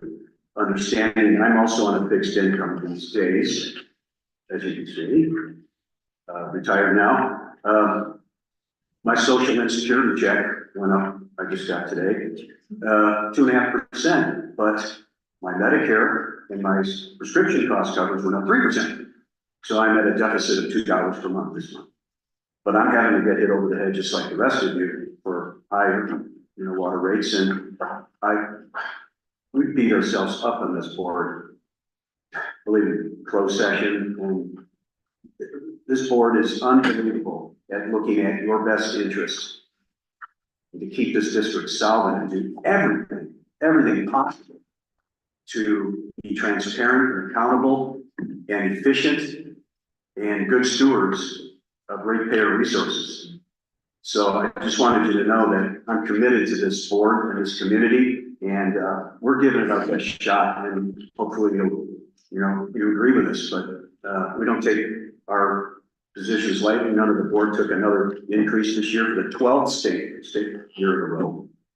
So as I said, we're committed to you all, and we appreciate you being here this evening. And there's a few little comments I wanted to add to that before Director Thornborough gives his presentation here. That's alternative rates we consider for this year. Okay, hi everyone, I'm Mike Thornborough, and I have, first of all, I want to go over some past history that I need to roll with. So I'll be covering that afterwards. I'll be doing a presentation. Make some extra copies of the presentation. It looks like this. It was on the chair back there, so I don't think I made enough for everybody, but I don't know how many there. You may want to grab one of those. And we're gonna be having them here on the Big TV as well. Nick, do you have a laser pointer? I might have one of my better. Let's see, that would be real helpful. When I've done these in the past, okay. Oh, yeah, now. So this here should have a reading. Make sure that doesn't burn in. These are different. It might not work, but we can try. So, yeah, it won't show up on the screen. See, That makes it pass rather useful. it's the screen, it's not the laser. All right. Okay, y'all, have you got a copy of it? Is there any left? 3 left, excellent, okay. Here's my take on this whole situation, and then I'm gonna give you a short presentation of what I think there should be said at. These, my presentation here does not include ALT because at the time when I was doing all this, or since the time I started doing all this as far as the spreadsheet, there was several changes made, I wasn't kept abreast of the changes, and so I just, well, I would be able to deal with ALT. Also, I'd like to say that I will save all questions from board members as well as the public until after I do my presentation. The sole purpose of our water district is to provide water to every community member within our boundaries and infrastructure who needs or wants treated or raw, which we call irrigation water. Thanks to Prop 218, which is passed by the voters in our state in 1996, our water district can only charge our customers the actual cost to the district to provide this water. And that's also referred to as the cost of service. To determine the cost of service, as you've already realized by now, an outside firm was utilized as performance analysis, which is called a rate study. Now, in 2017, when our last rate study was performed, the board president at the time stated to the public in open session that unlike in the past, the board would not be involved in the rate study at all, and would instead rely on district staff to be involved with all aspects of that rate study. I don't agree with that at all. We are elected by the members of our community to represent the members of our community, especially the ones who are our customers. One of the biggest responsibilities we have is to determine the rates our customers need to pay for their water. And I think I can speak for all of us when I say we believe the board needs to be very hands-on when reviewing and utilizing the rate study. And we all take our responsibility to our community and our customers very seriously. The 2017 rate study didn't cost us anything since the state paid for it, which I think somebody just touched on a little bit. This time we hired a very reputable and experienced firm to perform the rate study. And it wasn't cheap, but I have to say the difference between this rate study and the previous study is night and day. I guess it's the perfect example of getting what you pay for. I'm very pleased with most of the conclusions of this rate study. Rates not only covered the first year increase, but covered, oh wait, here, back up, missed one. Now, back in 2018, new rates were implemented by the then board, which, as almost half of our customers, including myself, thought were insanely high and way over the actual cost of service. Rates not only covered the first year, if you all remember, so that first year rate increase for both irrigation and treated was insane. It was way too much, and that has been absolutely proven by now. Now, the rates back then, and for the treated water, were, with the initial increase, that initial huge increase, 5% increase the next 4 years after that. Irrigation was even worse. They went from, I think it was 363 a season per miner's itch to 771 per miner's itch. And they were gonna get a 10% increase for each year after that. And at the end of the 5th year, irrigation customers would end up paying $1,029 a season for one miner's itch. Okay, now, what happened with all of that? Okay, so the rate started out in 2018, in January 1st of 2018. as everyone knows, the 218 can only go 5 years. You can only set the rates for the next 5 years. That's it. You can't go beyond that. After the 6th year, you gotta do another 218, then you do the next back to 5 years. Well, during the 5 years of that 218, it started in 2018, and hopefully never have to do that again. There was only one increase. Of the 4 scheduled 5% increases, only one. And it was only implemented out of a precautionary measure. And I think it was the 2nd or 3rd year when the rates were, well, I'll get it back up a little bit. After the 1st year, and the board at the time saw the audit, and they said, holy cow, you know, we took in way too much money. No way could we implement this rate, this scheduled 5% increase. Now I'm talking treated water, right? And I think it was the next year, the same thing happened. So then we had a problem, and I remember COVID had something to do with it or what, but we couldn't get the audit. And so we're waiting for the audit, because we're like, okay, well, what are we gonna do? How do we look? And we, you know, you gotta freeze the rates, or what do we gotta do? And so we said, the board discussed it, and we kind of compromised and said, well, let's do this, let's just freeze the rates for 6 months. Surely we'll get the audit within that 6 months. Well, that didn't happen either. So we're like, okay, well now, you know, so we said, well, we better, you know, go ahead and let this 5% go, and to be safe, we don't know. And so we need to do this. The subsequent year, the 5% wasn't needed. Irrigation, on the other hand, who had 10% increases scheduled, never had a single increase, not a one. So the rates that they came out with in the 1st year was high enough to cover the increased cost of service for not only the 5 years planned of the 218, but 2 years beyond that. If you look at the graph that Sanjay has shown, that shows he had a graph up there in one of the presentations before, and there's a graph that shows, okay, that blue is like, you know, your revenue, and then you have your reserves and your CIP and that sort of stuff. And then there's a line that shows where the revenue's at. Okay, it says, this is where we need to be, are we there? And his graph shows that for fiscal year ending 2025, we're good. We're good.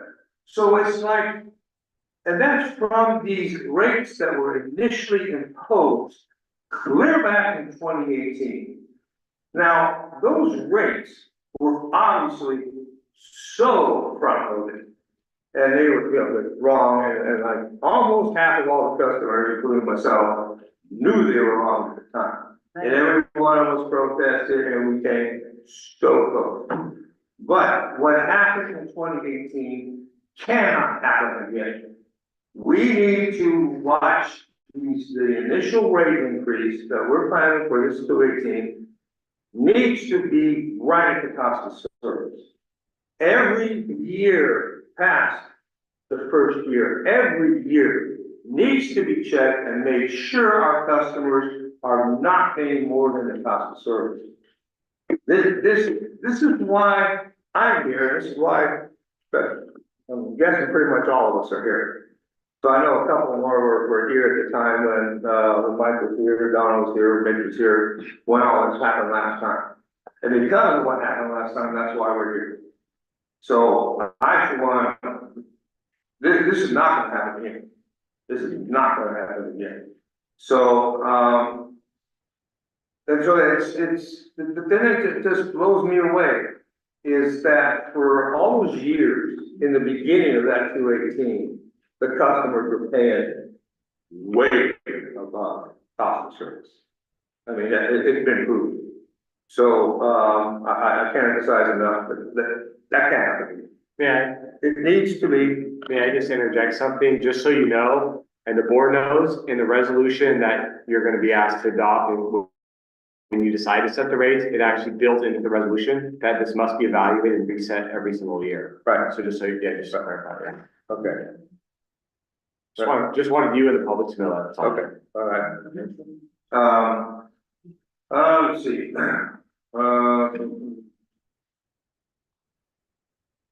Okay, so I spent some time analyzing these numbers, and I think unlike the board put back in 2017, who decided that, you know, the board shouldn't be involved in this at all. I feel that since we are elected by you to represent you, if we are gonna, one of the most important things that we do is we set the rates that our customers are to pay. And in my opinion, and in my mind, we got no business, none of us have any business setting rates if we don't understand what is going on with these numbers and make sure that everything jives. So, I'm not sure how I'm gonna do this, what I've done before we got access. I think this will work. What? Drop it down for you, he's watching it. No, I know. Okay, so if everybody has one of these on the stand up here, so I can get closer. Okay, let's read this so I can see it. Okay, if you look at your sheets that you have, this is, we're looking at page 1 right here. I made some assumptions that are based on conversations that we've had on the board and all the times that we've discussed this.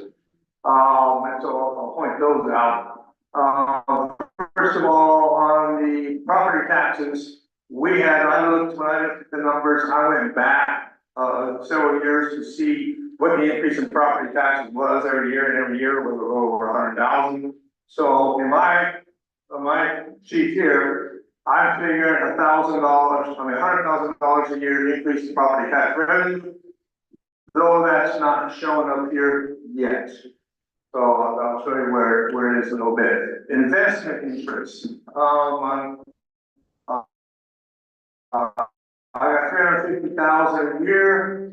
That's because we're locked in on our investment, which, by the way, I want to kind of give kudos to Mitch, because Mitch has been on this since he first got on the finance committee many years ago.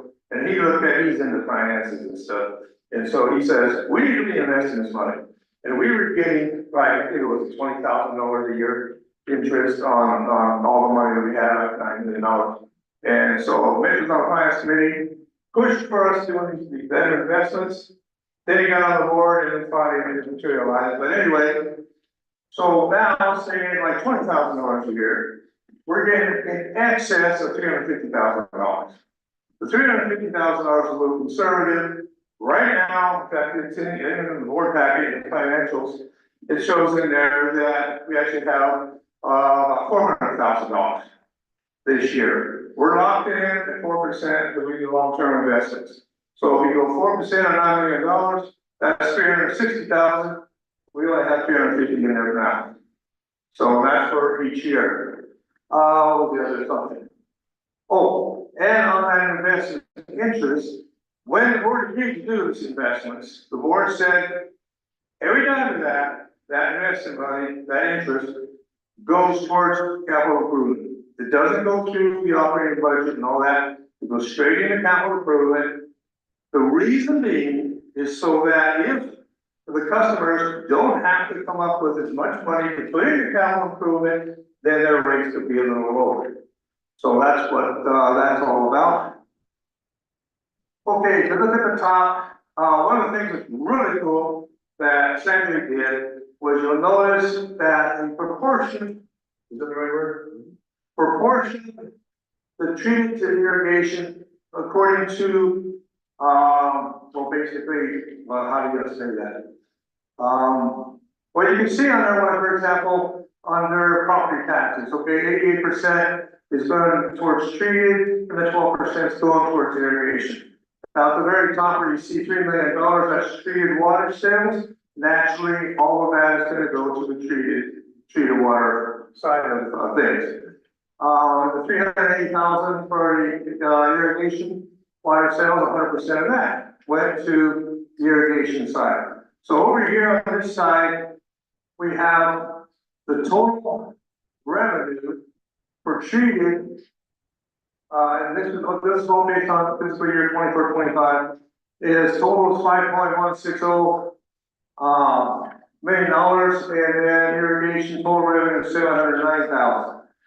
Now, Sanjay did an awesome job of doing the same proportion, same type of proportioning when charging the expenses to the appropriate side, so whether it's treated or whether it's irrigation. And so, as you can see on there, we have all the different, there's 5 different departments in the water district, and so you can see how the treated water in the first one gets 72%, and irrigation 28 on down the line. So that's pretty self-explanatory. One thing that's interesting is that these figures are based on the 24-25 budget, the fiscal year 24-25 budget. That's the one we're in right now. Okay, it goes through the end of this year.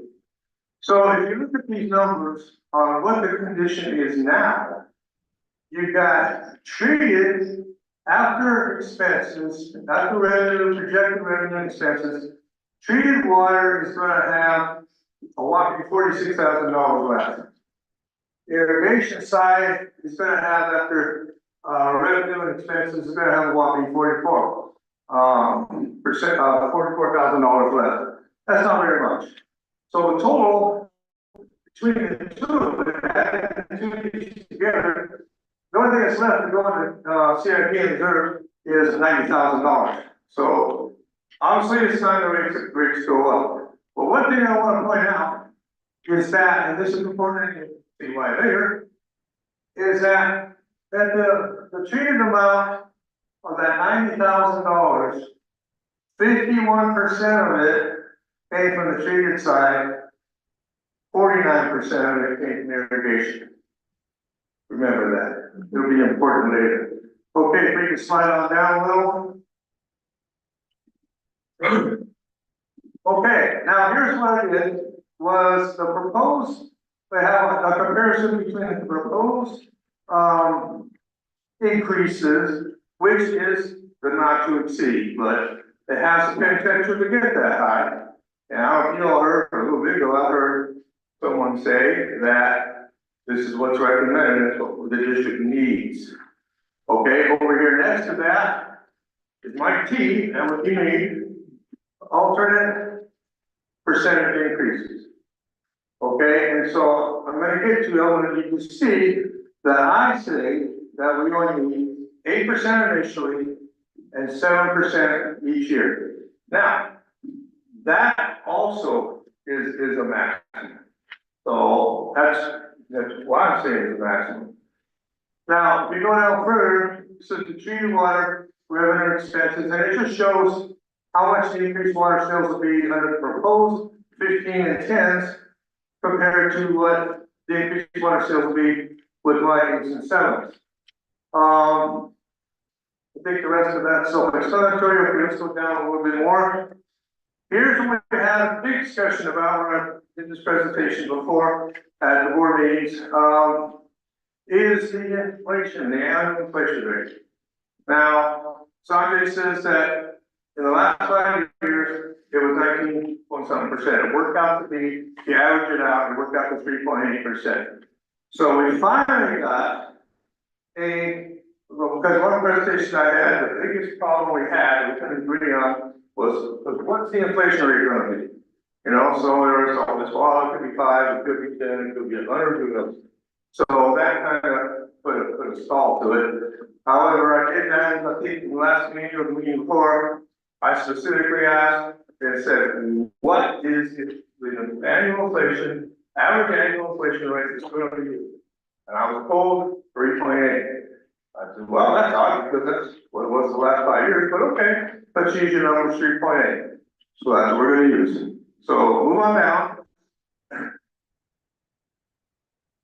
Okay, there was a 19% by 5 years. Okay, keep on going. Now here's the irrigation side. Donna brought this up a little bit, or I should say Director Steeman, I guess, or new President Steeman. Down a little bit further, please. Okay, here we go. For irrigation. Now, irrigation is a little tricky, because it says in here that, well, you know, we're gonna go a maximum of 15%, and we're gonna go maximum of 10%. However, irrigation is going up 19.9%. So tree is going up 15 at the max, irrigation is going up pretty much 20% at a max. I'm not happy about that one day. So anyway, here's what I'm looking at. Irrigation, the same increases as treated. No additional 4.9, no additional 5%, whatever it is. They get it the same. Now, here's why. If we go down a little bit more, please. Irrigation, okay, this is just a calculation thing where it shows, so it can show me how much it went up each time based on the inflation rate that we're gonna use. So go down a little bit more. Just a tad bit more. Okay, there we go. Okay, since balance. Okay, this is, okay, the interest rate and the interest income rather, this is what I did with it when, because I didn't want, I wanted to go straight into CIP, I didn't want to go through operating. So I split it up the same way as other revenues where the interest income, 3% is going to treated, and then 12% is going to irrigation. Okay, let's go down a little bit to, okay, hold on, here. Okay, this is the important part. This is why I did all this. Is if you see right there, the total proposed rates over 5 years, the target CIP, that includes reserves, is $4.215 million. That's what, that's the basis for this cost of service, okay? There's your operating expenses, and then there's your CIP and your reserves. And then in this case, there was also the equity adjustments that we did with employees, which we needed to do. Now, here's the thing. Over 5 years, the target CIP is $4.215 million. For over 5 years, at the 15 and the 10s, over $7 million is collected. So that's a difference of $2.853 million that was taken or collected from the customers over the stated cost of service. Okay, so now let's go down and look at my alternate rates. All right, so alternate rates, go down just a little bit more. We already talked about all that up there. Hold right there. Okay, here it says total alternate rates over 5 years. You got the target CIP of 4.215. With my rates, we only collected $4.330 million, which is only about $116,000 above the target. Now, that is a whole lot more reasonable. We gotta have a little bit extra, something might happen. Okay, now, compare that with the total proposed rates of $7,068,000 over target, over $2.8 million. Okay, that's not all right with me. Now, the one thing about, you know, somebody might say, well, you know, what if something happened? You know, or you're short or whatever. The nice thing about the way this is structured, if we go down a little bit, I think. Okay, well, I can just tell you, I know it off the top of my head. I'm proposing 7%. The max we can do is 10%.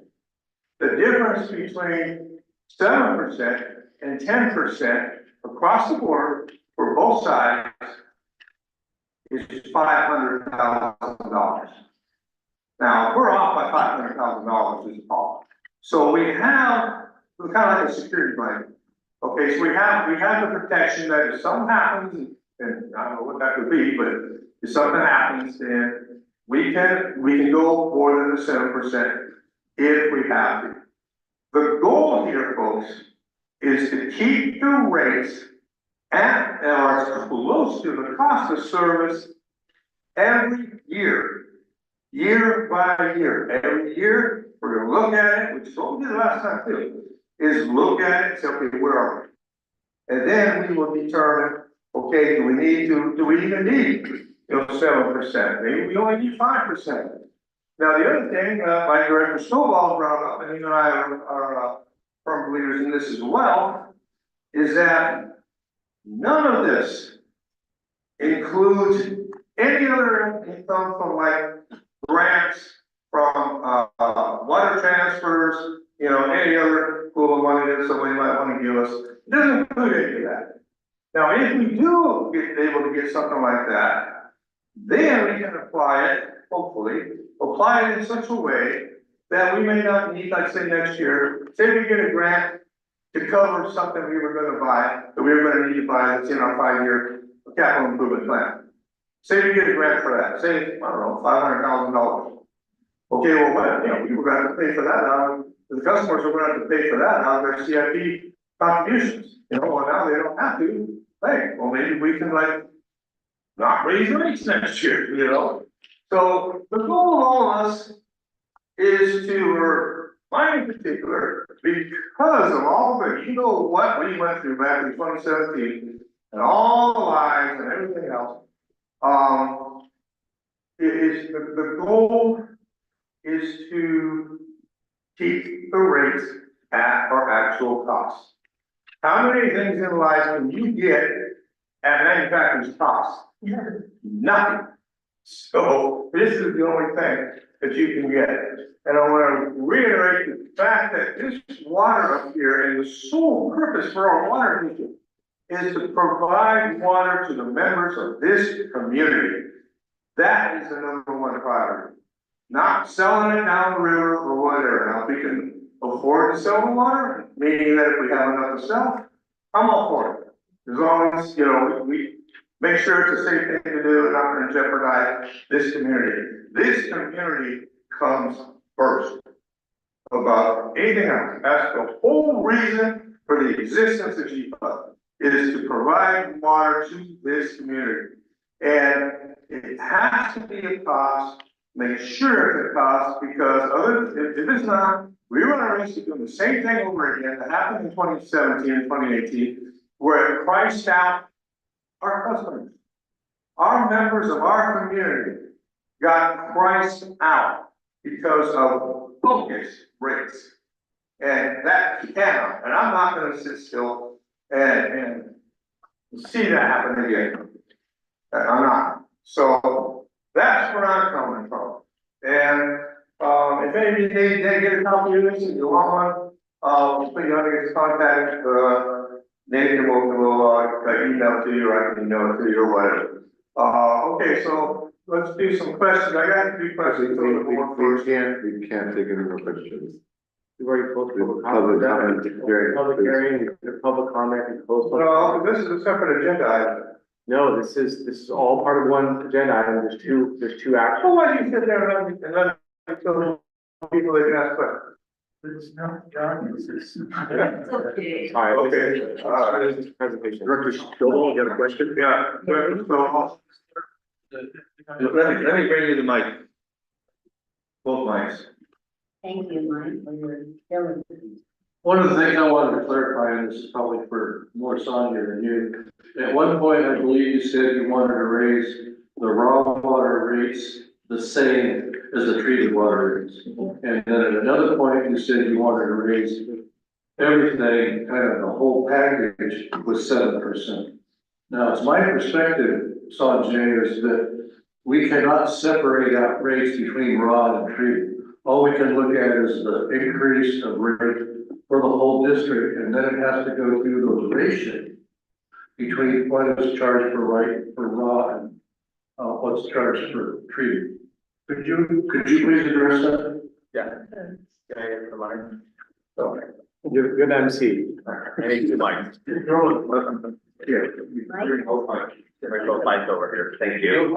So, as mentioned, what we're looking at is there's two things. Setting rates is a bit complicated. But there's two things we're looking at. The first thing we're looking at is revenue. How much revenue we need on an annual basis to meet the district needs. And that's both operating and capital. So that's basically, that's the first thing. How much revenue?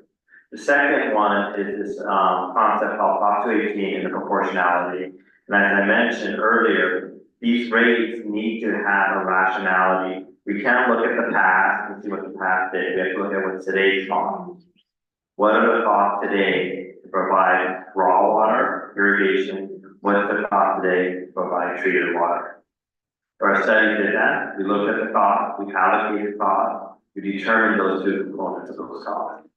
If we don't have a logic or rationality associated with the cost of allocating between raw and treated, then we could be in violation of Prop 218. And then we would be considered a tax. And so my job is to make sure we have a logic and rationality that meets Prop 218 that has a fee for service basis. I don't want to have a situation where lawsuits are expensive, they're stupid, there's no point in it. You have a study in place that gives you the logic behind it. So you've spent money already on it. You know, so the question is, do you really want to do that? And you can see my recommendation is not to do it, even though I would benefit from it. Because you know, this is tough times, right? So why waste money? So in the sense of you've done the study, you have the proportionality. Thing that we should focus on is how much revenue we need, given all the great things that staff has done in getting other sources of revenue. That's what the two alternative plans show, is that we do have other sources of revenue, so we can implement a lower rate increase, and we can meet the next round of opportunity. Okay, Director Stovall brought up an interesting point that I was also a little upset about, is that I was told that you can't have different rates for different rate increases for the different sites. In other words, irrigation can't have a different rate increase than treated does. And so, first of all, I found that interesting because back in 2017, they had different rates. They had different rate increases. Treated water had 5% each year, and irrigation got 10% each year. So that kind of confused me. The thing that irritates me, I think I brought this up before already, is the fact that there's going to be different rates. Because if you go with the rates that they're talking about, it's going to be, irrigation is going up 19.9%, so pretty much 20%. And that's the end district customer, not the outside. The outside, that's another story. But anyway, but yet treated 15%. So I don't understand how that could be. My rates that were up there is both the same. Irrigation is not gonna get no 20%, they're gonna get the same. First year 8%, 7 below that. For the years below that. Because that's, you know, look what happened to irrigation. We lost all those customers. Going back from the 2018, we lost a ton of customers. These are community members that, like I said, was priced out. Okay, we're not gonna have that again. But if we do this 15%, which is actually gonna be 20% for irrigation customers, we're gonna lose more customers. And that's not what we're here for. So, and I've heard, over the years, I've heard people say, well, you know, irrigation customers, they get that water for dirt cheap, you know, they do the math and all that sort of thing. Okay, guess what? That's a perfect living up here. Because all the rates are the actual cost of service. And because, like somebody brought up, I don't remember who, we don't have, our water gravity down. So pretty much all the irrigation customers are gravity fed. There's no pumps and all that sort of thing. Every water district is different. So the cost of service to provide the service is going to be different no matter where you're at. So to compare our rates with anybody else's is ridiculous because it's irrelevant. So yeah, our irrigation customers used to get a really good deal of water, But you know what? If it's based on cost, it doesn't matter. It's a perk of living here. So, and our community members need to come first. And they need to be, paying the cost of service for either treated or irrigation, period. And I'm gonna say again, my alternate rates are flat 8% first year for treated and irrigation. And irrigation is not getting that extra 5% tacked on to that 8. It's 8, period. And then it'll be 7 for the remaining 4 years. So that's what my proposal is. I'm sorry you guys couldn't have.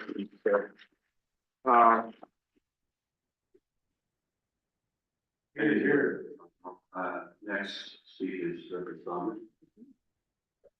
I don't have a question. I don't have a question for him, but I have a comment. Of this essay.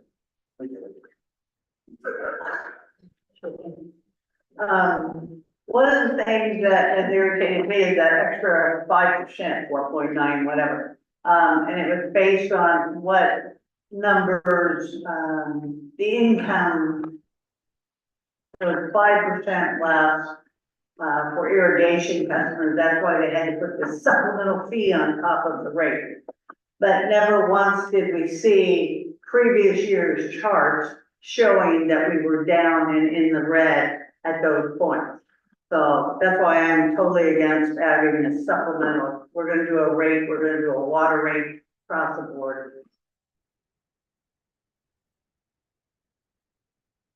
This my name was Sanjay, went to the restroom. My question was with Sanjay, so. Question of time. The other thing to say is I know, about the Sweetwater treatment plant, so we have 2 treatment plants in our district, so we have Walton and Sweetwater, so. There are those of us that don't get our treated water directly from Walton, but we still have to pay for Walton. And there are those that, do get it from Sweetwater that it's less person, so we pay for both. During this, we did bring up the initial Prop 218 because some of us wanted to keep that 15-15 both ways because that was how it was before.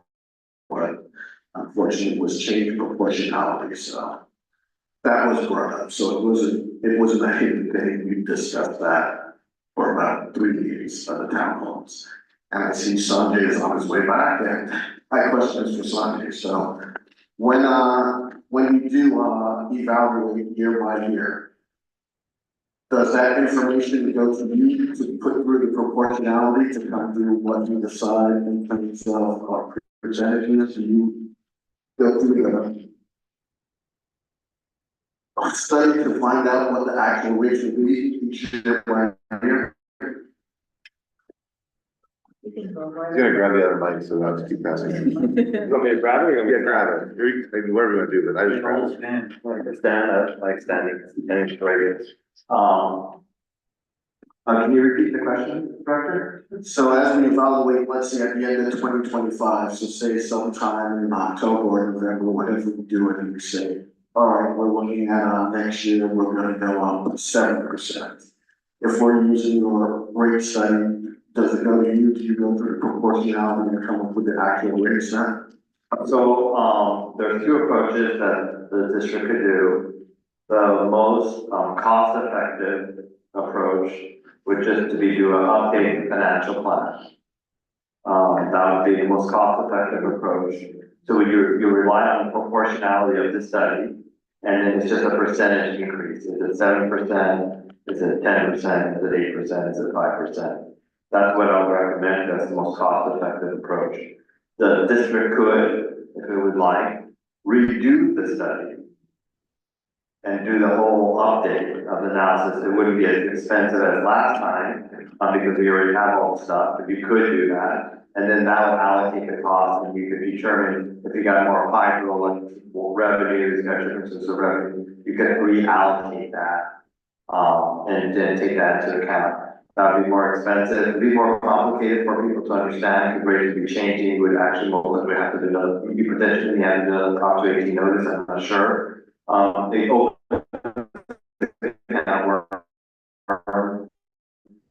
It's an approach I wouldn't recommend you do. decide which option to do. And some agencies do it more often, some do it not.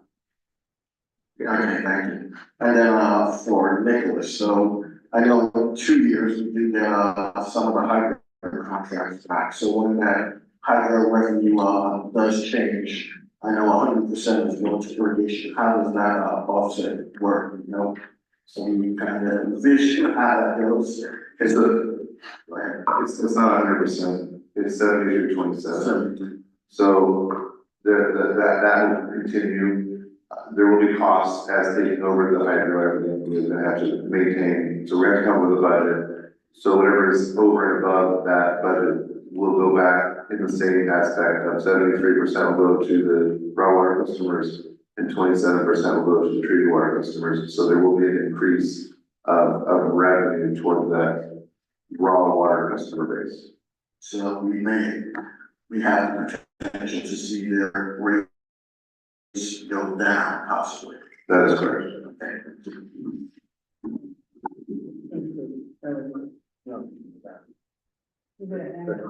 The decrease in the increase, right? President, may I speak? Go ahead. Just to confirm kind of my point, I would be much more in favor of Sanjay's recommendation of having the ratios go between the different raw and treated water as opposed to having a fixed rate for both. From what I heard, like he said, that could open us up for lawsuits. So I would much prefer to see a rate increase for the whole district, even though it's gonna be different for all the different meter sizes and so on. The other thing I'm in favor of, and especially kind of being a member of the finance committee, is we operate on a fiscal year budget. And right now, we're talking about operating on a calendar year rate.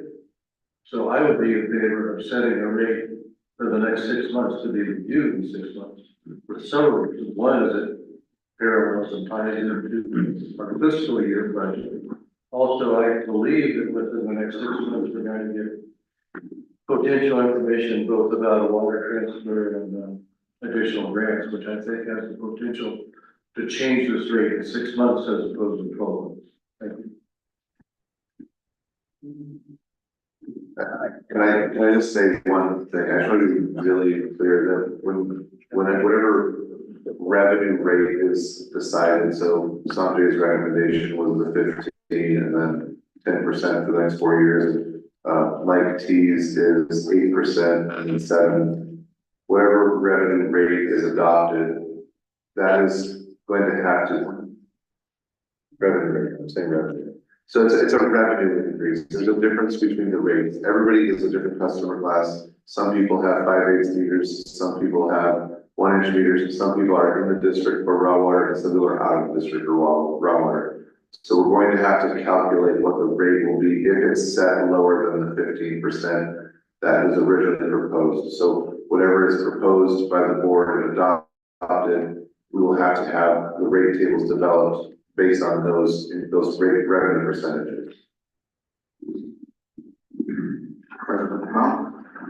So, I have a proposal, I crunched numbers as well, but just didn't provide a whole bunch of tables that doesn't matter, shall we all those tables? So it's based on using the proportionality that's built in. My chief was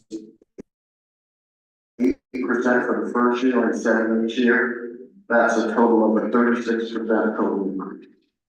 I would not like to see us more than a 5% increase over the next as we go forward. So whatever we have for the first year, that's our percentage, and then after that, if we could maintain it at 5. Yes, correct. But based on that, my recommendation for the first year will be 12%, and then every year after that would be 5. That would be a total of 32%, and that would be the maximum. Probably there, so that's even 4% lower than your recommendation.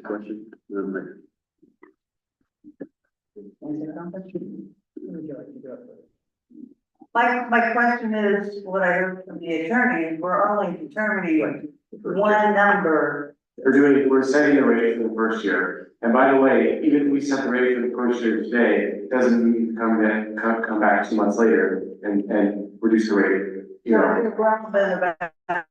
So Dan. I think he's bringing it up for context, that's all. Okay. Yeah. So we're only doing 1 year. Correct. That's all we care about.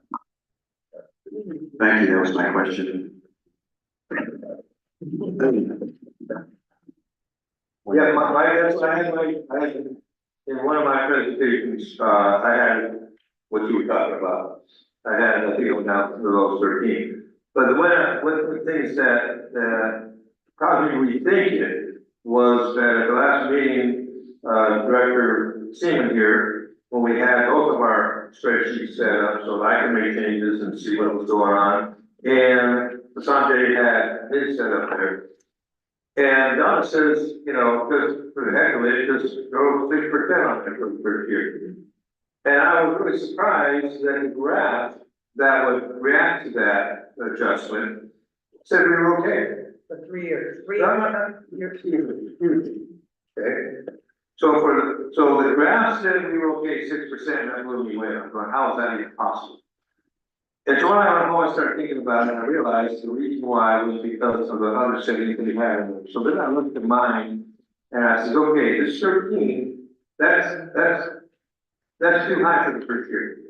And so that's when I went, raised the 5s up to 7s for the remaining 4 years. And then I lowered the first year down to 8, with the thinking being that to get that first year as close to cost of service as possible, and we still have the ability to, in the second year, we can look what happened in the first year, or we can do 6 months, or like Sandra, or Sandra said, I think Frank said that we could review this in 2 months. You know, we could review this, like, let's say we do a quarterly review or something like that, just to keep an eye on it. But my goal is to keep every single year as close to cost of service as possible, as we can safely do. So I don't want 1 year, the customer's way overpaid, so then we're gonna, freeze the rates or whatever like we did last time. So anyways, that's why I switched from the 13 and the 5 to the 8 and the 7s, was to kind of tighten it up a little bit. So there you go. A lot of the thunders been taken away, but, the only thing I'm gonna comment, one of the reasons the rates were frozen these years was we're trying to establish documented, evidence of justification for the previous board's 218 rate survey. And it took us, several years to reinstate the finance committee and community involvement and pressure to get the staff to give us the data we were looking for. And that took time too, in conjunction with COVID and a lot of other obstacles. But now we have a great staff we work for, we're a good team, and we finally got the good data that we need to make call it a data-driven analysis, not just a bunch of guesstimates, garbage in, garbage out, that's what we got last time. So that kind of supports what Director Thornburg was saying. So with that, are there any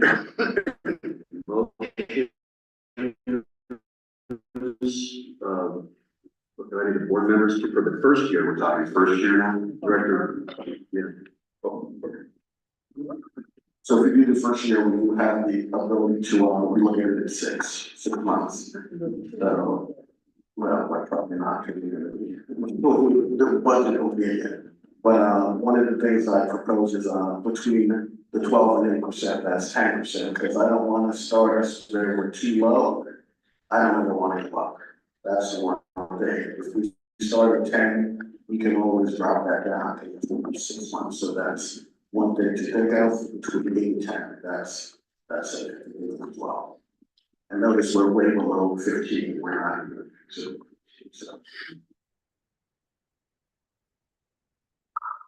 Let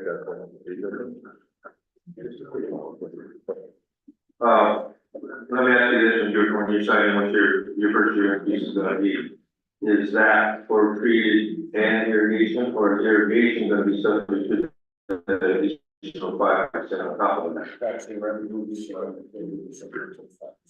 Okay, that's another thing that I don't understand, and I guess I forgot to cover this part, is that if possible, can we get my spreadsheet up there, the very first page, for just a minute, please? I think I might have mentioned this quickly, but it's, I go up to the top.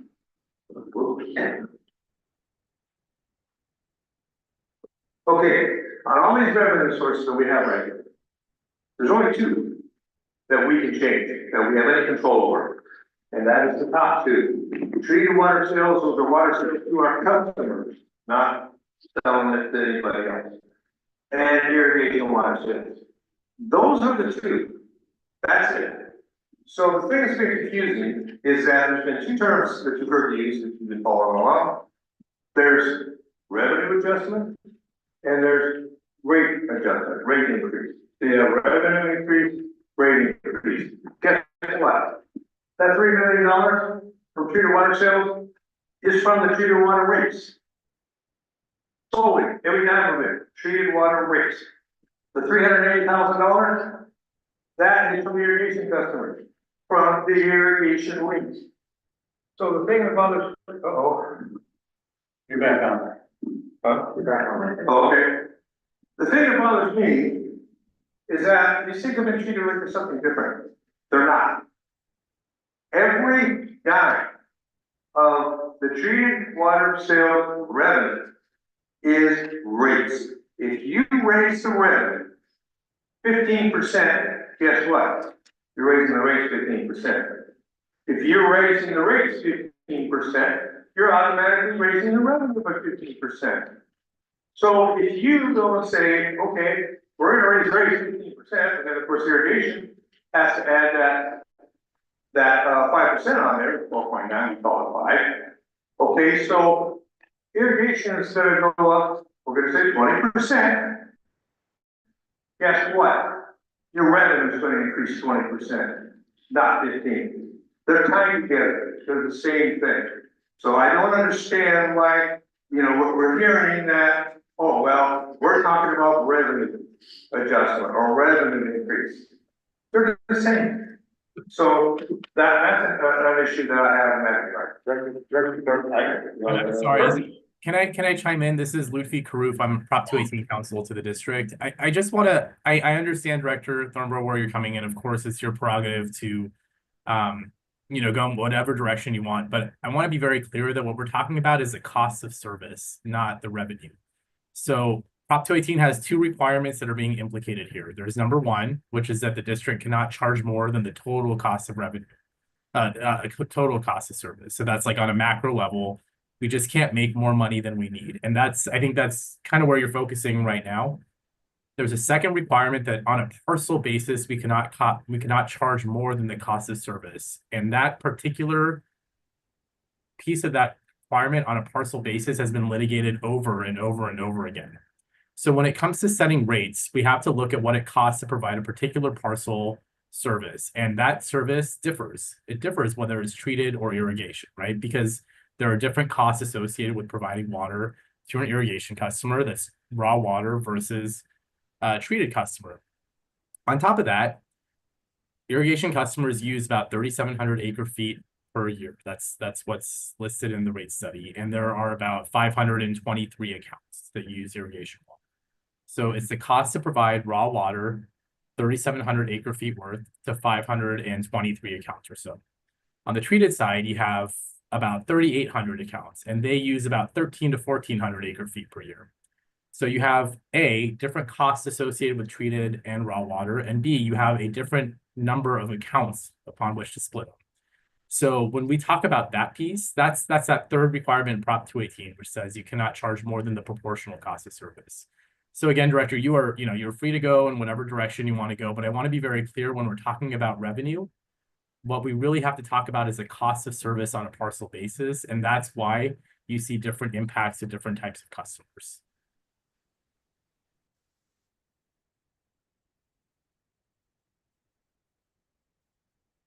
I think would be explained that if you want me but I can do it again. But I think, yeah. Director Saunders on deck.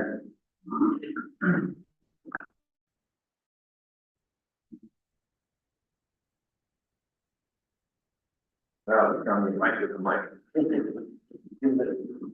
Mike with the mic, give it to Mike. Okay, so I think the first consensus that we can, ask for is, so my motion would be to consider, which, cost of service model are we going to look at? Are we looking at the cost of service model from our rate study, which looked at looking into crude water, which contains the crude and raw water portions, and irrigation just of the raw water portions?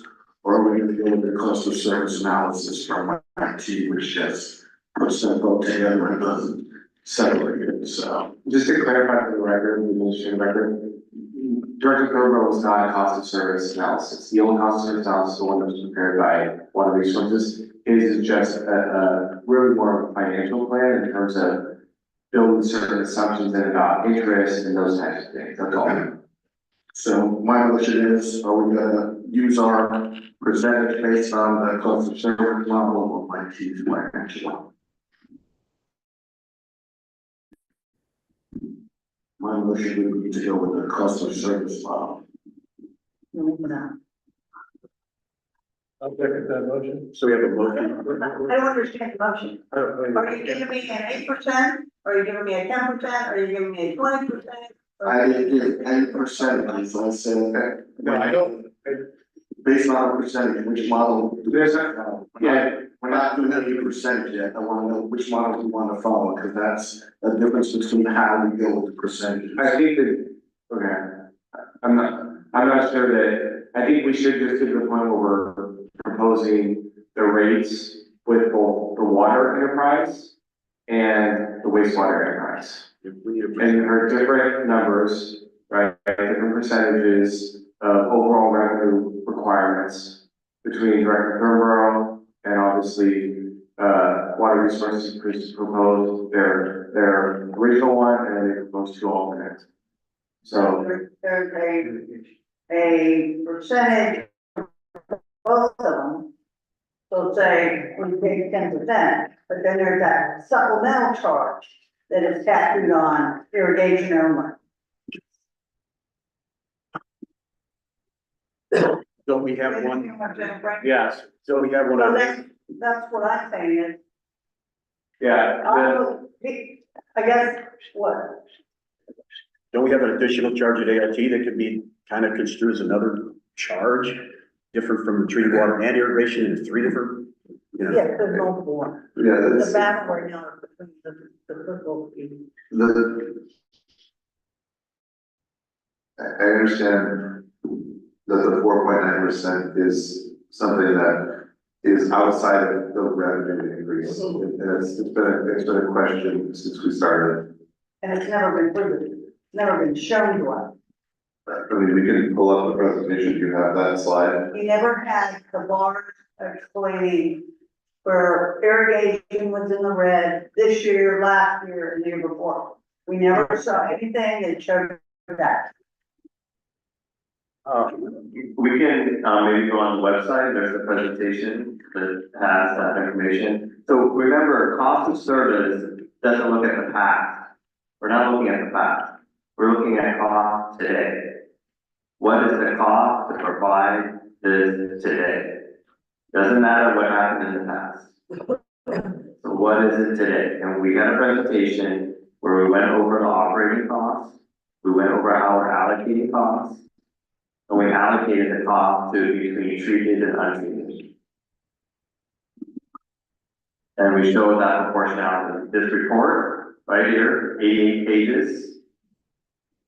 Looks a bit thick, it is thick. I've read this report and the hypotheticals in that report.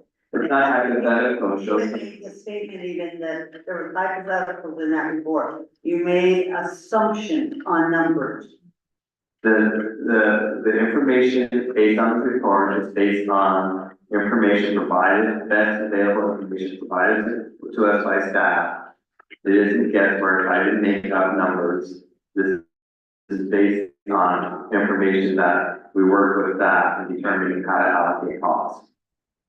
If the district wants to redo that study, they could, but that's additional cost, and it would delay this whole process. Again, more money spent on something, that I don't think, benefits me, but I wouldn't do that. I don't know why, you have a study, we went through the process, we explained this to you several times. Again, it's up to the board, you're in charge of the district, I'm the consultant, it's your role to decide how to move forward and how to, what rates to adopt. My job is to inform you of the risk there is if you deviate. Director Thornburg? There seems to be confusion for me about the whole cost of service and how elaborate apparently the cost of service is. Cost of service has been pretty simply outlined in here. Cost of service is our operating costs. And CIP, put money in CIP and reserves.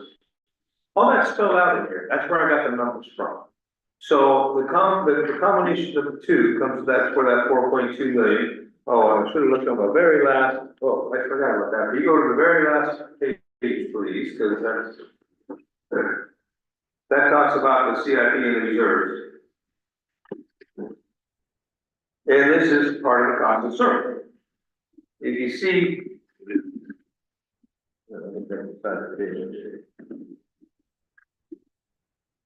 okay, this is part of the cost of service. This has been spelled out. And if you look at here, the CIP and reserves, these are the reserves that our policy says we must have. And so you have the operating reserves, every year that goes up. We already have, for this year, we should have in there $1.9 million to cover 3 months worth of operating reserves. And the reserves are for is to cover while the delay, while we wait for property tax revenue to come in, and if something happens to our revenue, and like COVID or something, we have to, have some money for reserve. So all these 3 months worth. So every year, because the costs are gonna go up from inflation and all that other sort of stuff, we have to add to that 1.9. So in 2025, we had to add $219,000 to our operating reserves. Now that's just our operating reserves, and it all goes down. Each year we gotta add more to it. Now, in the rate study, it figures on us putting $606,000 average per year for those 5 years into capital improvement projects. Okay, so emergency, the policy also calls for a $2 million emergency fund. It doesn't say we have to add $2 million every year. It says we need to set it at $2 million, maintain it. We've already got it. So we don't have to add any more to it. So these figures add up to the 4.214733. That's how much the cost of service for this portion is. Then you add to that the operating expenses. That's it. That's the cost of service. So I don't understand the complexity that seems to be being said about the cost of service. To me, it's pretty simple. It's already been spelled out. Sorry, I forgot about that part.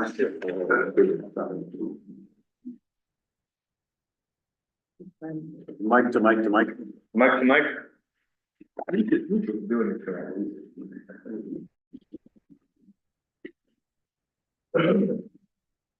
There's a hard decision. I also have a horse with a brown pasture. I can't afford to water my pasture with treated water as well. But we have to go forward with the decision and look forward every 6 months. And the biggest thing is once we get hydro, I'm looking forward to seeing those irrigation rates go down. My motion would be to adopt year 1 ALT wastewater zones as proposed in the study, and to propose for year 1 for treatment for the water side, the water financial plan calls in scenario 1, which would be 10% for year 1. That's my motion. So my motion would be to go with the ALT as proposed for year one. And for the water side, to go with scenario one, alternate scenario one, which would be 10% for year one.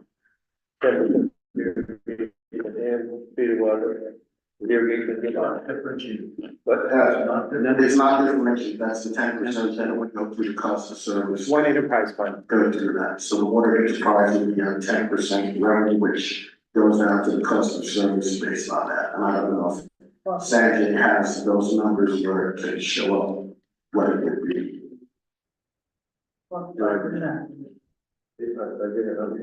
So basically, Yeah. For the 10%, it shows the monthly base charge for 5/8 is 34.63 with a supplemental of 11.82. I don't know if it has to do with the issue on that.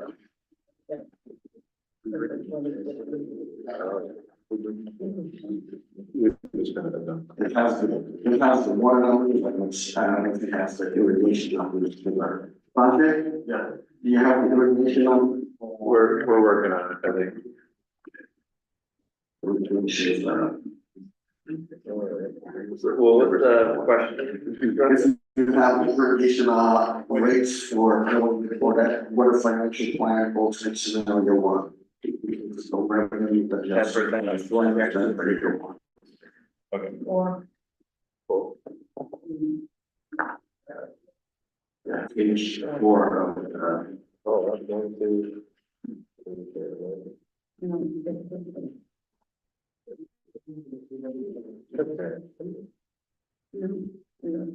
Next one down. What's your page?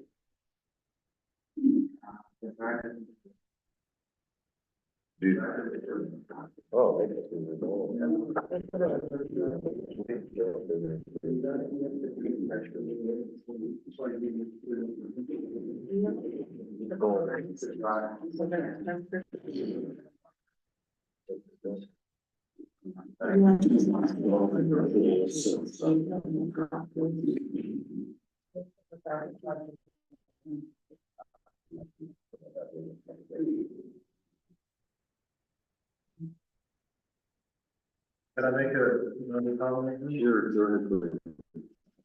According to the plan you came up with, Michael, you said 8% first year? Correct. And then 7% second. Correct. Okay, that totals 36% over the 5 years.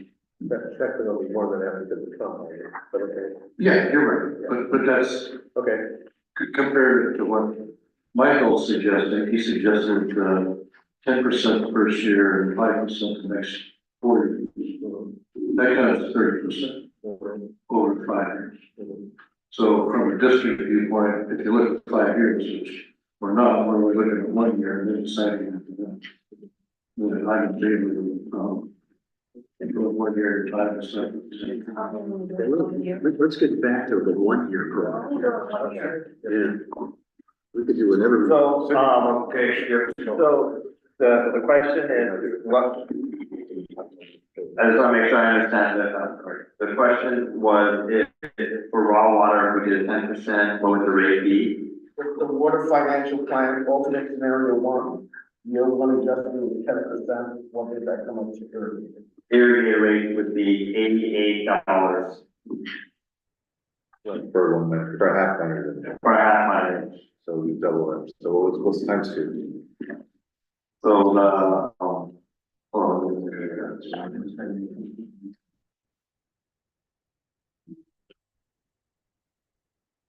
Instead of 184, it would be 172 for a minor adjustment.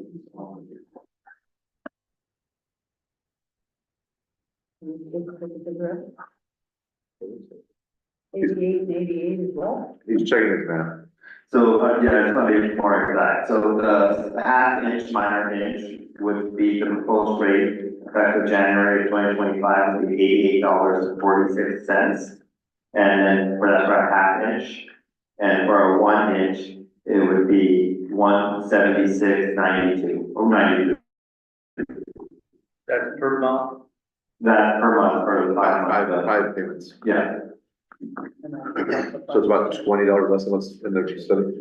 it is, $9 less. And then the study is 24.96. So that's with the 5% added on, or the 4.9. Again, the 5% added on, specifically is the proportionality of cost between, allocating, so yeah, take that into account. So 14.9% is what you're proposing to raise, the rate for irrigation. We're just talking about revenue right now. No, we're talking about rates, But she's assuming the rate exactly will be 10% for all customer classes. for raw water customers, they would see on average, they would, no, and raw water is actually. Okay, so they're at 10%. They would see, the director's correct, it would be roughly around that much. I don't know if it's exactly 14, but it's roughly around that. Were we able to get the PowerPoint, the PDF? Is it the Prop 218 mailer document? No. It'll be outside of the file.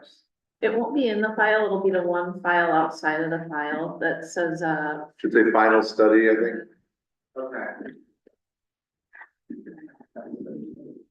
But if needed, we can show the proportionality in the report, or would like that.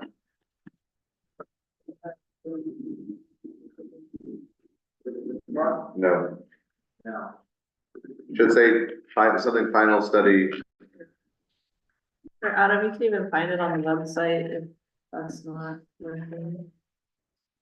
It says Georgetown Divide PUD water and ALT zone rate study report finding. And the point is,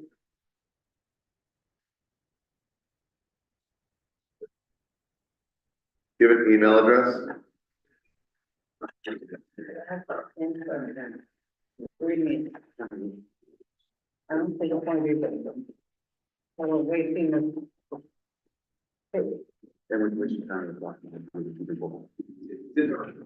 Yes. At the end of the day. One day, 1 year. That's all. But we don't have to do that proportionality. For 5%. As the proportionality brings it back in line, the bringing. We've never seen where were we 5% last year? No. I don't know what that We means. didn't see it, or we would have had to redo our budget this year, and we did not. 5% increase. You wouldn't see that in your budget. I mean, that's not this is A lot. it's a calculation that's done from the bottom up. We're asking ourselves, how much does raw water cost provide that service? It's not, it's not based on, it's a fresh look. And so if we can get the report out, I can go over the. It's okay, you don't have to go over to the. Let's just get the first year. Yeah. We can come back to this. Yes, ultimately, We're only voting on the first year. yeah, see, ultimately, if we had a crystal ball, let's say the number was 50%, the higher the first year is gonna be, and we know what this final year is gonna be, the higher the first year, the lower the following years are gonna be. The lower the first year, the odds are that the following year is gonna be a little bit higher, we're gonna be out. So we're just gonna do 1 year and look at it quarterly, biannually, annually, we're on top of it. So could we make a motion for 10%, did you say, Director? Yeah. I saw the budget here. So repeating my motion would need to go with the proposed study, proposed revenue increase for year one for the wastewater zone. And for the water to go with 10%. Based upon, Water financial plan, alternate scenario one, and the proportional cost of rate tables based on that. and based on, yes, the proportional cost rates based on cost of service analysis. Based on 4.5%. And I will second that motion. I got a quick question.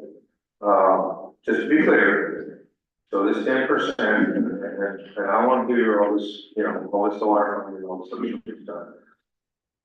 The rate increase to our customers is going to be, you're proposing, is 10% rate increase.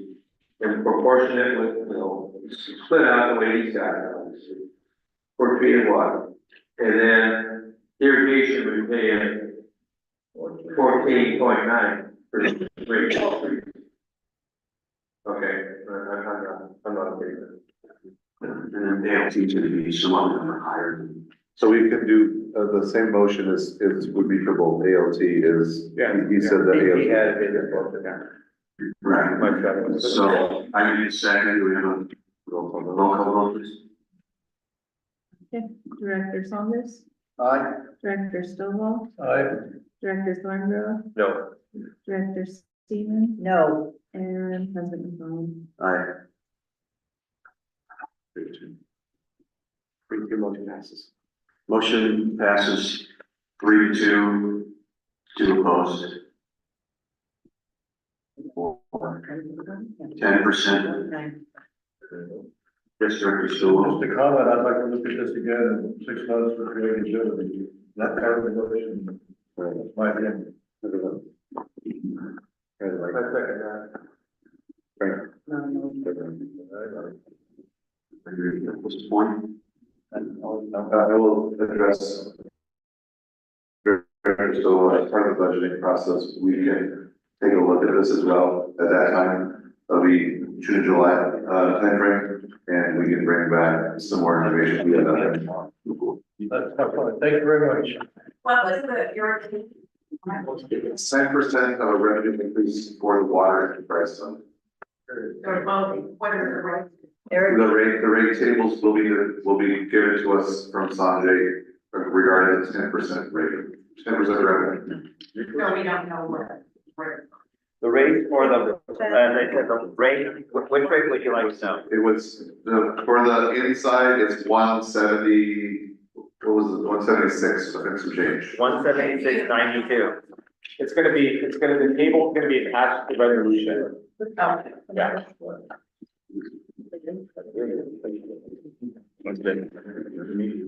You can start it in. meeting adjourned. Meeting adjourned. We don't need a motion. We had a motion to adjourn. I make a motion to adjourn. Second. Second.